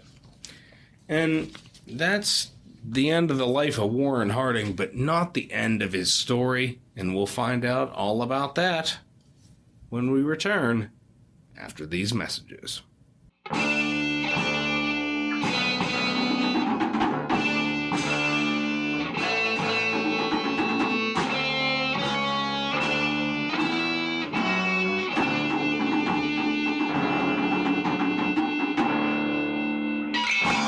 The Dead Presidents Podcast is brought to you in part by Russell & Company, which has an exciting announcement.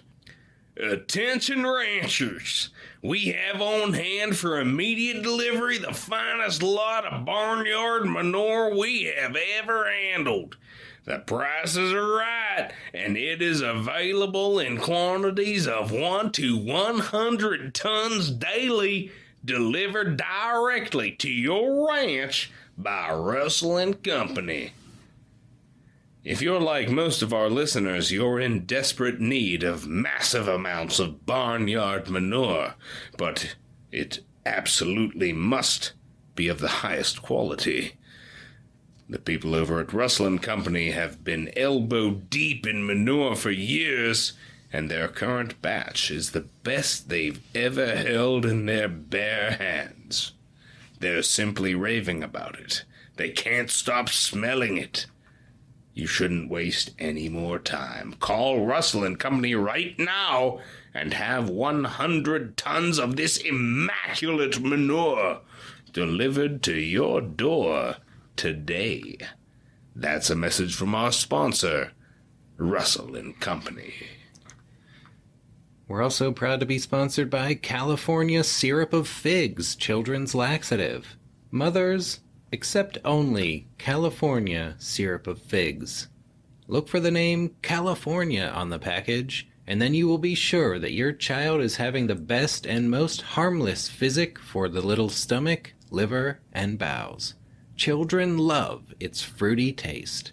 Full directions are printed on each bottle. You must say California. Listeners, of all the states in the Union, only California has the natural resources to keep America's children regular. If you're going to rely on laxatives from New York or Pennsylvania, your child will be so constipated that his backed up shit will turn to stone in his bowels. But if you use California Syrup of Figs, your child will be dropping so many deuces that you'll want to call up Russell & Company and cancel your manure order. When it comes to laxatives, good mothers say California. That's a message from our sponsor, California Syrup of Figs.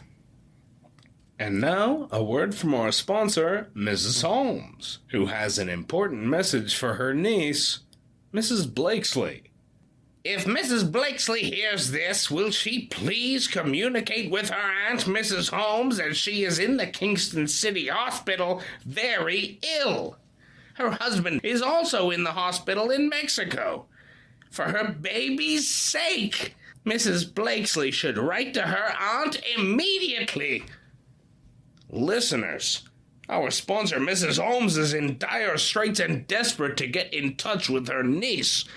Of course, Mrs. Blakesley is a devoted listener of the Dead Presidents Podcast, and there is no better way to reach her than to take out an ad on our show.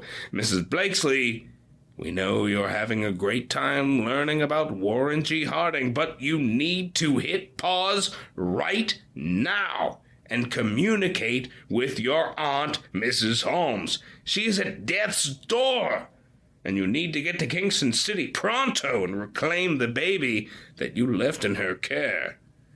If you thought Mr. Holmes would be able to step in, well, he's in a goddamn Mexican hospital, and you can just guess what his chances of survival are. Baby Blakesley is in immediate danger of becoming a ward of the state and being consigned to an orphanage where he will undoubtedly be abused and neglected and given non-California laxatives. Contact your aunt forthwith. That's an urgent message from our sponsor, Mrs. Holmes. And now, back to the show.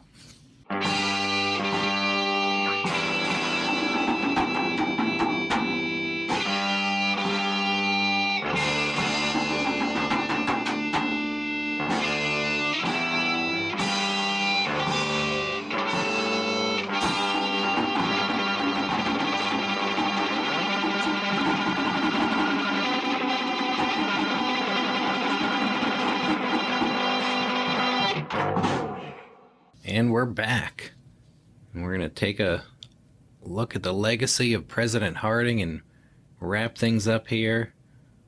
take a look at Harding's post-life journey from being a very popular president at the time of his death to being dragged through the mud to the point where for a while he was ranked absolutely dead last among presidents in some historians' polls. That's right, James. It's said that at the time of Harding's death, he was mourned more than any president since Lincoln and Washington. Mm-hmm.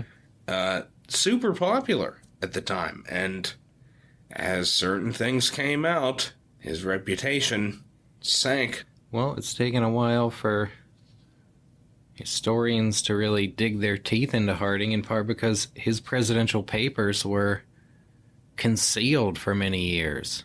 That's just it, and that is an interesting story in and of itself. Yeah, kind of beginning with Florence, who upon her husband's death destroyed many of his papers.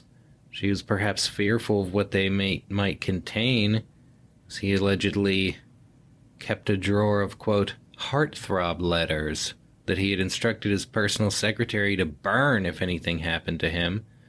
So Florence had some papers burned, but there were a lot more out there. Many of the presidential papers were saved by his personal secretary, and they ended up being stored in the Harding home in Marion, Ohio, which became a museum in 1926. Yeah, that's it. This is the quickest turnaround from the death of a president to the formation of a museum in honor of said president in history.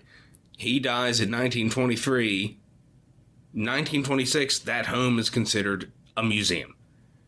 Yep. Well, And everything is saved. Well, they didn't have any children to live in their home, and of course Florence only outlived him by a little over a year. That's right.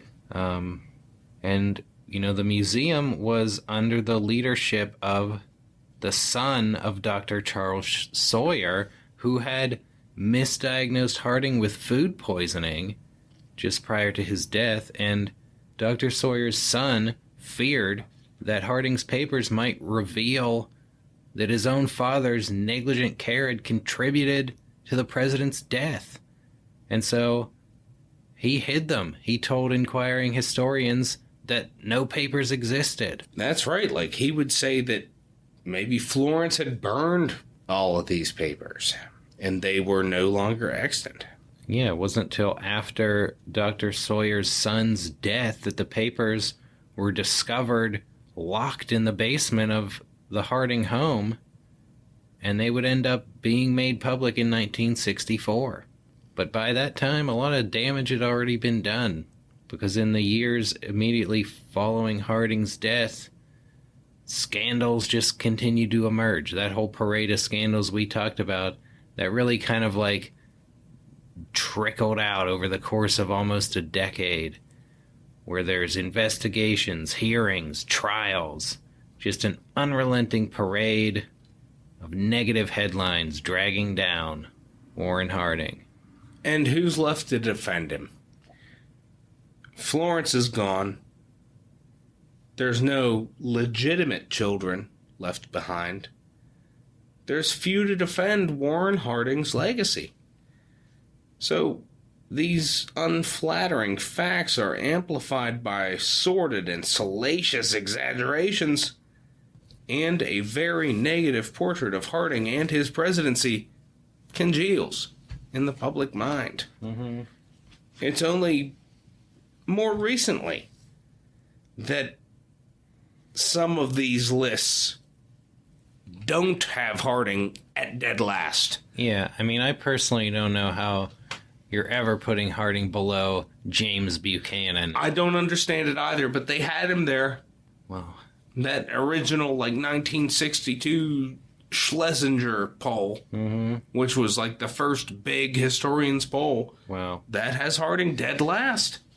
well, Buchanan now claiming his rightful crown as the worst president. Yeah, I mean, there are some bad, things you can say about the Harding presidency, and, bad things you can say about him as a husband, certainly.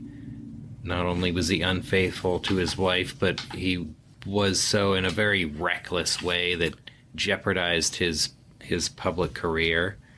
And yeah, a lot of corruption surrounding him. You know, people would say that, you know, he's just too trusting. There's a quote by him that I think we mentioned on a previous top 5 where he said, you know, if I was a woman, I would always be pregnant. I can never say no.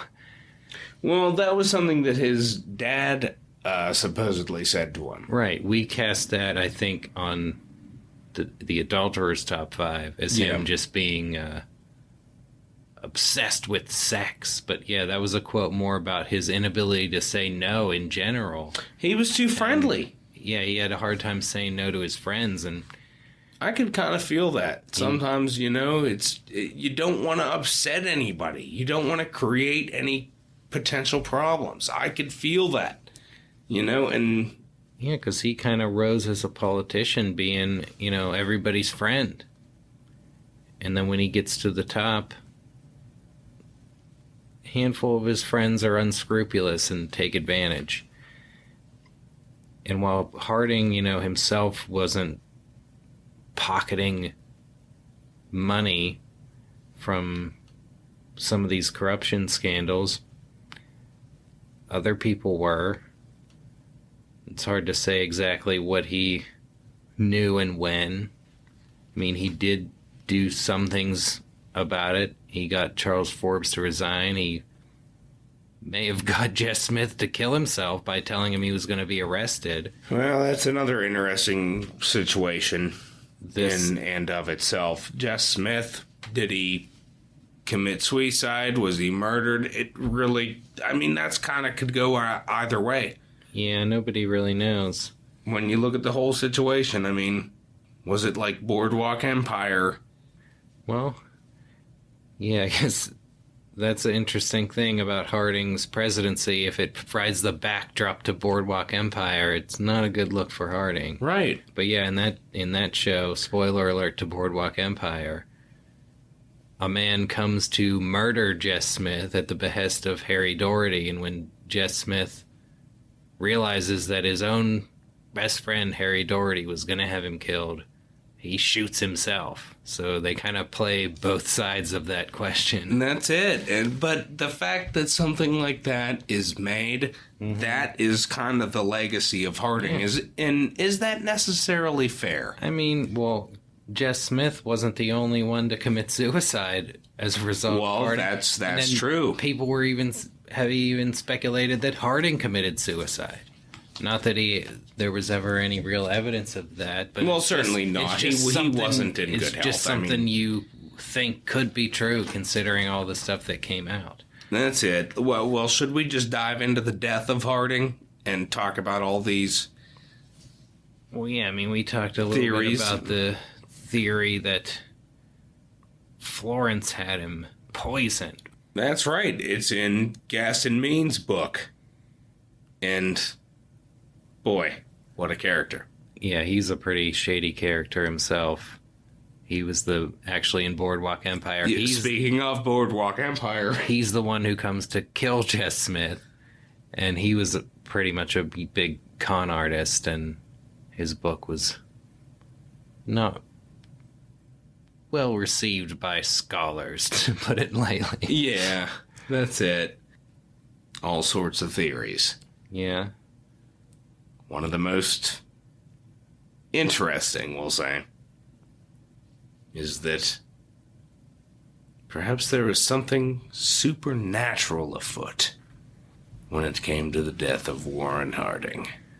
Yeah, we heard about the theory that Warren Harding was, I think it was when he was on the ship coming back from Alaska, that it was Florence, I think, who saw a shady character. It was a deckhand. Yeah. A deckhand leaning over the bed of her husband, and she called him out and was like, "What are you doing down here?" And he was like, and ran past her and bolted up the stairs. She tried to follow after him, and he leapt overboard, but turned into a bat and flew out amidst the night And so Florence and Dr. Sawyer convene at her husband's bedside and realize, my God, he's been bitten by a vampire. And Florence is like, what could we do? There's only one thing we could do. We have to put him down in the name of God. America is not ready for a vampire president, and there's no way that he could do the job. Think about it. I mean, no garlic. Has to be, he's weak during the day. I mean, we just went through Wilson. And probably women would disappear, and it could be a movie. Yeah. Well, Florence and Dr. Sawyer supposedly had Harding dispatched to prevent him from turning into a vampire. Seems like another reason that Dr. Sawyer's son would want to hide the papers. They might reveal his father's role in killing the president before he turned into a vampire. That's it, and interesting to note that Florence Harding and Dr. Sawyer both died within a very short span of time of the death of Warren Harding. Pretty suspicious. Indeed. Could it be true? I don't think so. Because, we do diligent research here at the Dead Presidents Podcast, and we've come up with some alternate theories of what may have actually happened when it comes to the death of Warren Harding. Now, Warren Harding physically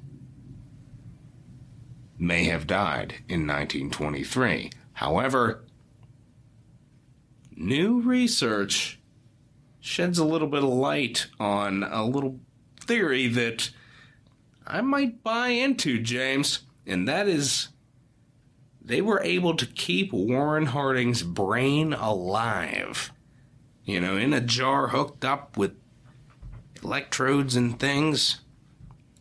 They were able to keep the brain alive until they could find a suitable host organism. And they finally did so when JFK met a young Bill Clinton. And then he was taken in, and Bill Clinton's brain was removed and destroyed, and Warren Harding's was implanted. And this was before Clinton became governor of Arkansas, and it explains a lot. Indeed, that would explain a lot. A lot of things make a lot more sense. I think one of the books I read said that someone did call Bill Clinton the Democratic Warren Harding, and that was intended to be an insult to Bill Clinton, but some took it as an insult to Warren Harding. Well, they could be one and the same. Mm-hmm. It remains to be seen. That would definitely explain Monica Lewinsky, if not some of Bill Clinton's more liberal policies. Well, I mean, his exploits as the governor of Arkansas, Well, as our listeners will recall, on the top 5 presidential adulterers, Warren Harding coming in second place behind JFK, but ahead of Bill Clinton. If you could combine the exploits of Harding and Clinton, they could probably beat JFK. Indeed, they probably would. Well, let's move on. What was Warren G. Harding like as a man? What made him tick? Well, Warren Harding genuinely liked people. And this contributed to some of the scandal that he's gonna go through, as we talked about. Had a hard time saying no. And, proved not to help him too much. In his more than 3 decades as a publisher for the Marion Star in Ohio, he never fired a single employee. He avoids confrontation at all costs. That's just in his character. He just doesn't want to upset anybody. In campaigning, he always takes the high road. He points out positive aspects of his candidacy instead of resorting to personal attacks on his opponent. He's a really, truly a humble dude. And, this humility kind of springs from a candid awareness of his own limitations. Quote, Harding desperately sought approval all his life, wrote early biographer Andrew Sinclair, continuing, he hated to be forced to decide on matters that might antagonize people. At any given moment of his career, he was prepared to trim his sails in order to please. And Harding himself acknowledges his pliable nature in a revealing anecdote that he recounts before the National Press Club in 1922 that we brought up a little bit earlier, where his father says to him one day, Warren, it's a good thing you weren't born a girl because you'd be in the family way all the time. You can't say no. Well, that just goes to show how hard it must have been for him when he did confront Charles Forbes and Jess Smith. Things had certainly gotten out of hand by that point, but a lot of the scandals his administration kind of reminiscent of the Grant administration. Ulysses Grant, also known as being too trusting and being taken advantage of by some corrupt subordinates. Although Grant, he would refuse to believe that his subordinates had been guilty and would keep defending them. That's a big thing. When you look at Grant and you look at Harding and you look at the scandals, Grant will not accept that his friends would do such a thing. Harding is like, oh shit. Yeah, I mean, he may have, he died too soon to really have a full chance to confront those scandals, but yeah, it's a wonder what he would have done. he did take like a couple steps in the right direction, although, I mean, who knows how, really too little too late in a sense. Yeah. Who knows how long things had gone on that he knew about before he did something. Yeah, that's a big thing. And really, it's what it comes down to when you judge Warren Harding as a president. How much of this is he to blame for, personally? Yeah, well, a couple of the, pro-Harding books that I read kind of dismiss it as saying, like, oh, well, he's too trusting, as if it's, an admirable quality in a way. But when you're the president, you have to be a better judge of character. Yeah. Being too trusting can be a major flaw in a president. It can be. I really feel that Warren Harding was made for the Senate. I think that he was in his element there. Mm-hmm. There's too much responsibility with the presidency. And not that there's not responsibility as a senator, but here he has to depend on other people, and he's far too trusting. And then he realizes that they make mistakes, and he's like, well, this is terrible, but I don't want to upset anybody. And his personality just didn't fit. Yeah, perhaps not that aspect of it. But he did some solid things as well. Well, yeah, we have to say. He became president at a pretty messed up time. Indeed he did, and he did some great things. His work with civil rights, I think, is super commendable. Mm-hmm. Him going down south and speaking out for people of color when, the 1920s, things are about to get batshit racist. And it's already started. We know about Birth of a Nation. And so post Birth of a Nation, Warren Harding goes down to Alabama and gives a speech for the advancement of black suffrage. Mm-hmm. I mean, not too bad, but trusted the wrong people. Yeah. I mean, he had some pretty solid economic policies, I mean, they really did turn things around. Well, yeah, and in the next episode, you're going to learn a little bit more about them because his predecessor will kind of carry on his plan in the early part of his administration. Yeah, Calvin Coolidge takes over where he left off and goes even further with it. But yeah, and we like Coolidge, and I think a lot of the things that people like about Coolidge you can easily say about Harding as well. You can. Harding also has a lot of other baggage along with him, but Sure. there's some solid substantive things going on. That period there, before the end of Wilson coming in, it's been called like the Forgotten Depression. Like, it was pretty messed up, and Yeah. and if you listen to our Wilson episode, there's a lot of other messed up things going on with like the Sedition Acts and For sure. Red Scare, and to kind of bounce back from that, and I mean, really, return to normalcy is a pretty brilliant, It really not is. just a campaign slogan, but a strategy that Absolutely. Coolidge would continue. Mm-hmm. I mean, Wilson, he had been stroked out for a year and a half, and for practically That's- a year before that, he was in France most of the time, and the only thing he cared about was the League of Nations. There was a lot of stuff going on at home.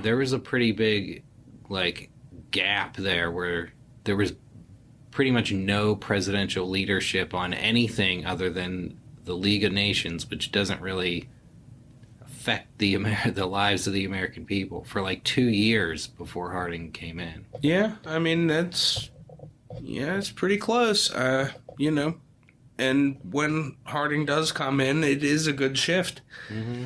It's just, some unfortunate trust issues. But, I mean, at least he saw that, like, oh, shit, these guys fucked me. Where Grant was like, they didn't do it. No way. I mean, Yeah, Grant I forget which guy it was, but one of Grant's guys had letters showing that he did shit, and Grant ended up testifying in his favor in court, refusing to believe that the letters were genuine. yeah. So, I mean, Harding I think... has his hands around Charles Forbes' throat, Yeah, he has his hands around Charles Forbes' throat saying, you son of a bitch. and he drives Jess Smith to suicide, Well, or had him murdered. I think that would be more Doherty. Yeah. Harry Doherty, he could be due a bonus episode himself. Mm-hmm. Come the finish of our main program. Really, really interesting character. Mm-hmm. But, I think we could cut Harding a little bit of slack. I mean, there are the negatives, but ranking him the worst president? No. Yeah. No. I mean, yeah, if you can't come up with at least a handful of presidents that are worse than Harding, then you should probably think a little bit harder. That's it.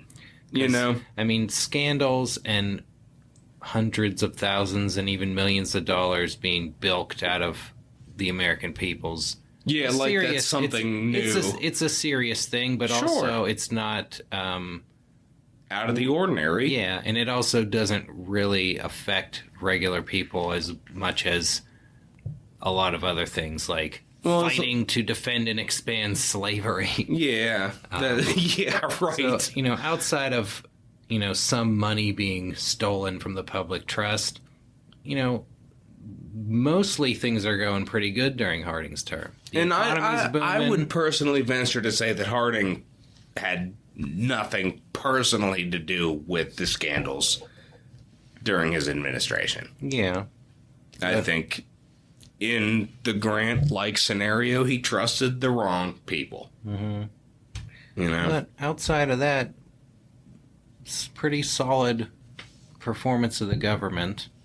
I think he's come up in my estimation as, I mean, as a president, to be honest. He died early, so he had he didn't have a lot of time to do things, and he gets cut short. But he's certainly not the corrupt buffoon that some of these early history books would make you think. I just looked at the complete book of U.S. presidents with the original rankings. The 62 Schlesinger poll has him dead last. And the 1982 Chicago Tribune poll has him dead last. Wow. So this is... his legacy has been bottom of the barrel for a long time. Mm-hmm. And I think that's unjust. Yeah.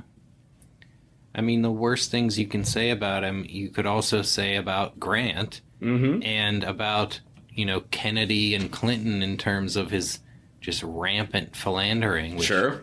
I mean, you have to consider as, a pretty big moral failing of him as a person. Yeah. Not that it's hurting the American people as when he's president. And so not to that it's speak. uncommon amongst presidents. I mean, it pops up here and there. I mean, we had a top 5 and we could probably have a top 10. You probably could. I mean... And the top 5 includes Franklin D. Roosevelt, who's pretty universally regarded as a great president. Yeah, usually top 3. We're not going to ask you to put Harding in the top 3, but No. probably but shouldn't we're have him in the saying bottom 3 either. cut him some slack. He's better than the worst. For sure. There was certainly presidents that were way worse than him. And I hope that this episode kind of brought to light some of the better things that he did. And the scandals, of course, they're there. And it's not great, but, what was his personal knowledge? And it's the Grant thing. Again, that'll bring us to our home visit, Yeah? which was kind of 2 times coming. Yeah, There was an initial visit. Yeah, in 2017, we went on a journey to visit several Ohio presidential homes. That's right. And we went to the Rutherford B. Hayes home in the morning, and then we tried to make our way to Marion. Yeah, having already been to Garfield and McKinley. Yep. But we were trying to cap off our Ohio trip by seeing Harding's home. There was a lot of construction between the Hayes and Harding homes, and we ended up driving around and having to turn around and go back and turn around again, and we ended up arriving at the Harding home Yeah, if I just recall. as it was closing. Right, if I recall, the detour led to a dead end. Yeah. pretty And much. we were totally off path, and we arrived as the Harding home was closing. But, I think it ended up being for the best because just after we were there, so we were not able to tour it, but then they launched into a major restoration in advance of the 100-year anniversary of Harding's election. That's right. I mean, there was a huge project. The most recent presidential library in the country was built. The Warren Harding Presidential Library and Museum is now there. The Harding home completely restored to the original 1920 aesthetic. Yeah. And when you go, you're stepping back into time, because this is a standout amongst presidential homes in a certain extent, because the turnover between this becoming a museum and given when they died, they have everything. Yeah, they still have all the original furniture and books and everything that were actually the ones owned by the Hardings. If you go to some of the older presidential homes, Monticello's really great, but then they got this bookshelf here. That's not Thomas Jefferson's bookshelf. Right. It might be one from that same time. It's period. similar. But, yeah. Yeah, a lot of places. The dining set, it's well, we have a couple plates, but what we have here is a representation of what they would have had. Everything in the Harding home is original. All of the plates, all of the silverware, literally everything. Yeah, you got all of his own books and his spittoon and the marble statues that the Hardings acquired on their trips to Europe. Yeah. I mean, it's fascinating. His humidors. Mm-hmm. Harding, a big smoker. Back in the Marion newspaper days, of course, he would take a chaw tobacco. That's classic newspaper. Mm-hmm. And he would have his... Oh, that's one impressive artifact at the house is his pipe. Mm-hmm. Beautiful. And, of course, he smoked cigars and cigarettes. Mm-hmm. Yeah, the Harding home, I mean, you can hang out on the porch where he conducted the original front porch campaign with the same tiles, the same cracks in the foundation that were there at the time. That's it, and trying to imagine him standing on the front step, speaking to 6,000 to 10,000 people at a time, spreading out across the lawn to a point that all the grass was dead by the end of the summer. Mm-hmm. Pretty impressive. No microphone either. Mm-hmm. Yeah, we highly recommend the Harding home. Great tour, very knowledgeable tour guides there. Totally impressive. And if you're looking into further information on Warren Harding, we got a couple book recommendations for you.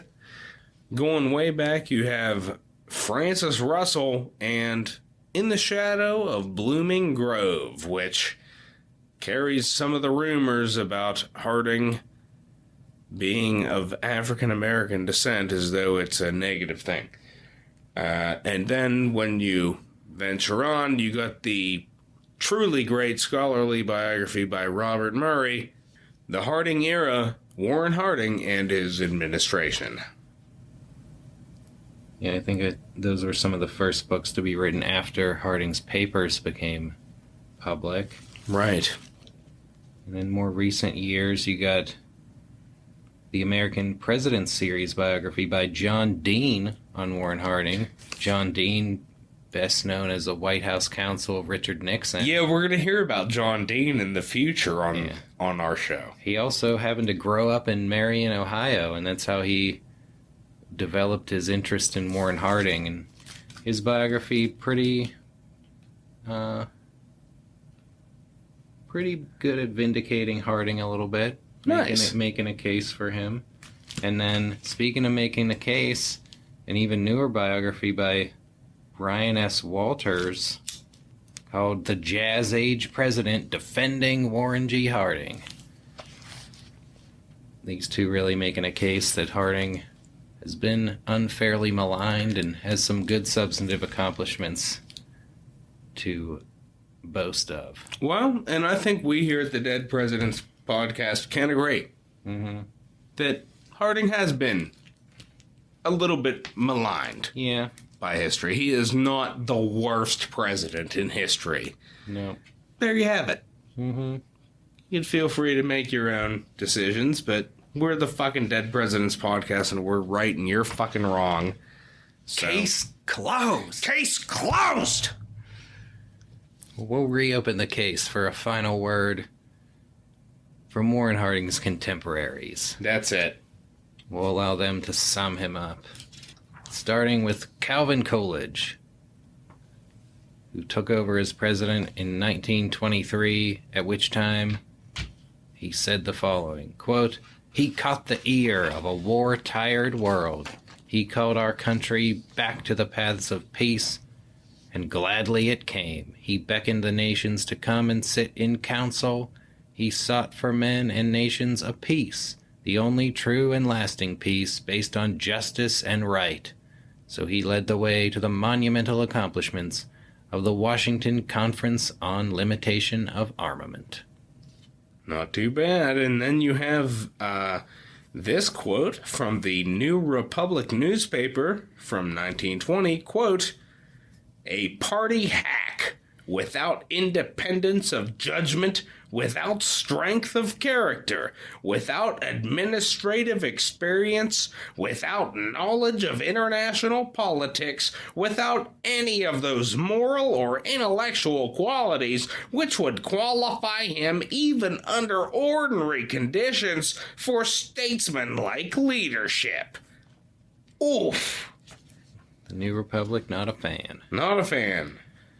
Well, then you got Secretary of State Charles Evans Hughes saying in 1924, quote, Warren G. Harding gave his life for his country. No one can do more than that. He exhausted himself in service, a martyr in fidelity to the interests of the people for whom he labored with a passionate devotion. He was a man of the people, indulging no consciousness of superiority, incapable of arrogance, separated from neither by experience, nor by pride, nor by eccentricity. Charles Evans Hughes. And that'll bring us to H.L. Mencken from the previous year, 1923, saying, quote, the plain fact is that he leaves behind a career so horribly bare of achievement and also so bare of intelligible effort that historians will have to labor to make him more than a name. What did he accomplish in life? He became president. What else? He was, from first to last, an obscure man, even as president. No salient piece of legislation bears his name. He led no great national movement. He solved no great public problem. He said nothing arresting or memorable. A kindly and charming man, eager for popularity, he lacked the qualities which awaken the devotion of the multitudes. Ouch! Yep. That's some fucking harsh words there from H.L. Mencken. And then finally, we have, from 1932, the words of Harry Daugherty. Yeah. And if not many people were defending Warren Harding's reputation in the decade after his death, well, Harry Daugherty still was. As he said in 1932, quote, it is yet too early to see him in true full perspective, a modern Abraham Lincoln, whose name and fame will grow with time. Well, for a long time, that didn't seem to be the case. Maybe Warren Harding's come up just a little bit. And maybe, just maybe, this episode of the Dead Presidents Podcast will boost your interest, if nothing else, of Warren Gamaliel Harding. An interesting president that shouldn't be overlooked and shouldn't be looked at as just the worst president of all time, because that's blatantly untrue. Yeah, perhaps not a modern Abraham Lincoln, as Harry Daugherty would have us believe, but also not a modern James Buchanan. That's just it. And that's going to bring us to the end of the life of Warren G. Harding, the end of our 29th episode. But as always, we want to finish it off with a final sound about our subject. And who better to bring that to you than the house band of the show, the Constitutionalists, with Warren Harding.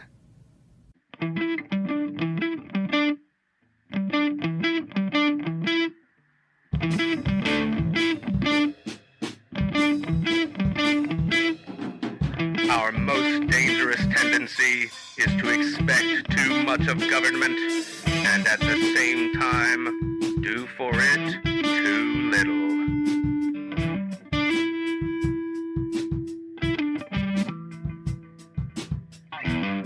We must have a citizenship less concerned about what the government can do for it and more anxious about what it can do for the nation.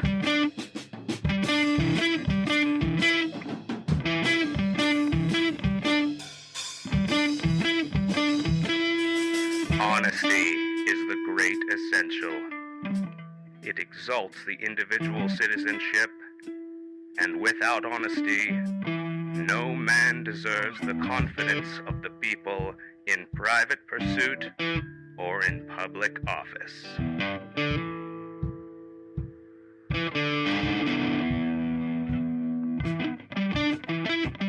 Inherent rights are from God, and the tragedies of the world originate in their attempted denial.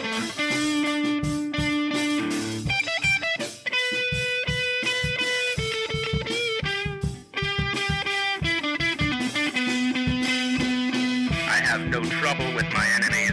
I can take care of my enemies in a fight, but my friends, my goddamned friends, they're the ones who keep me walking the floor at night.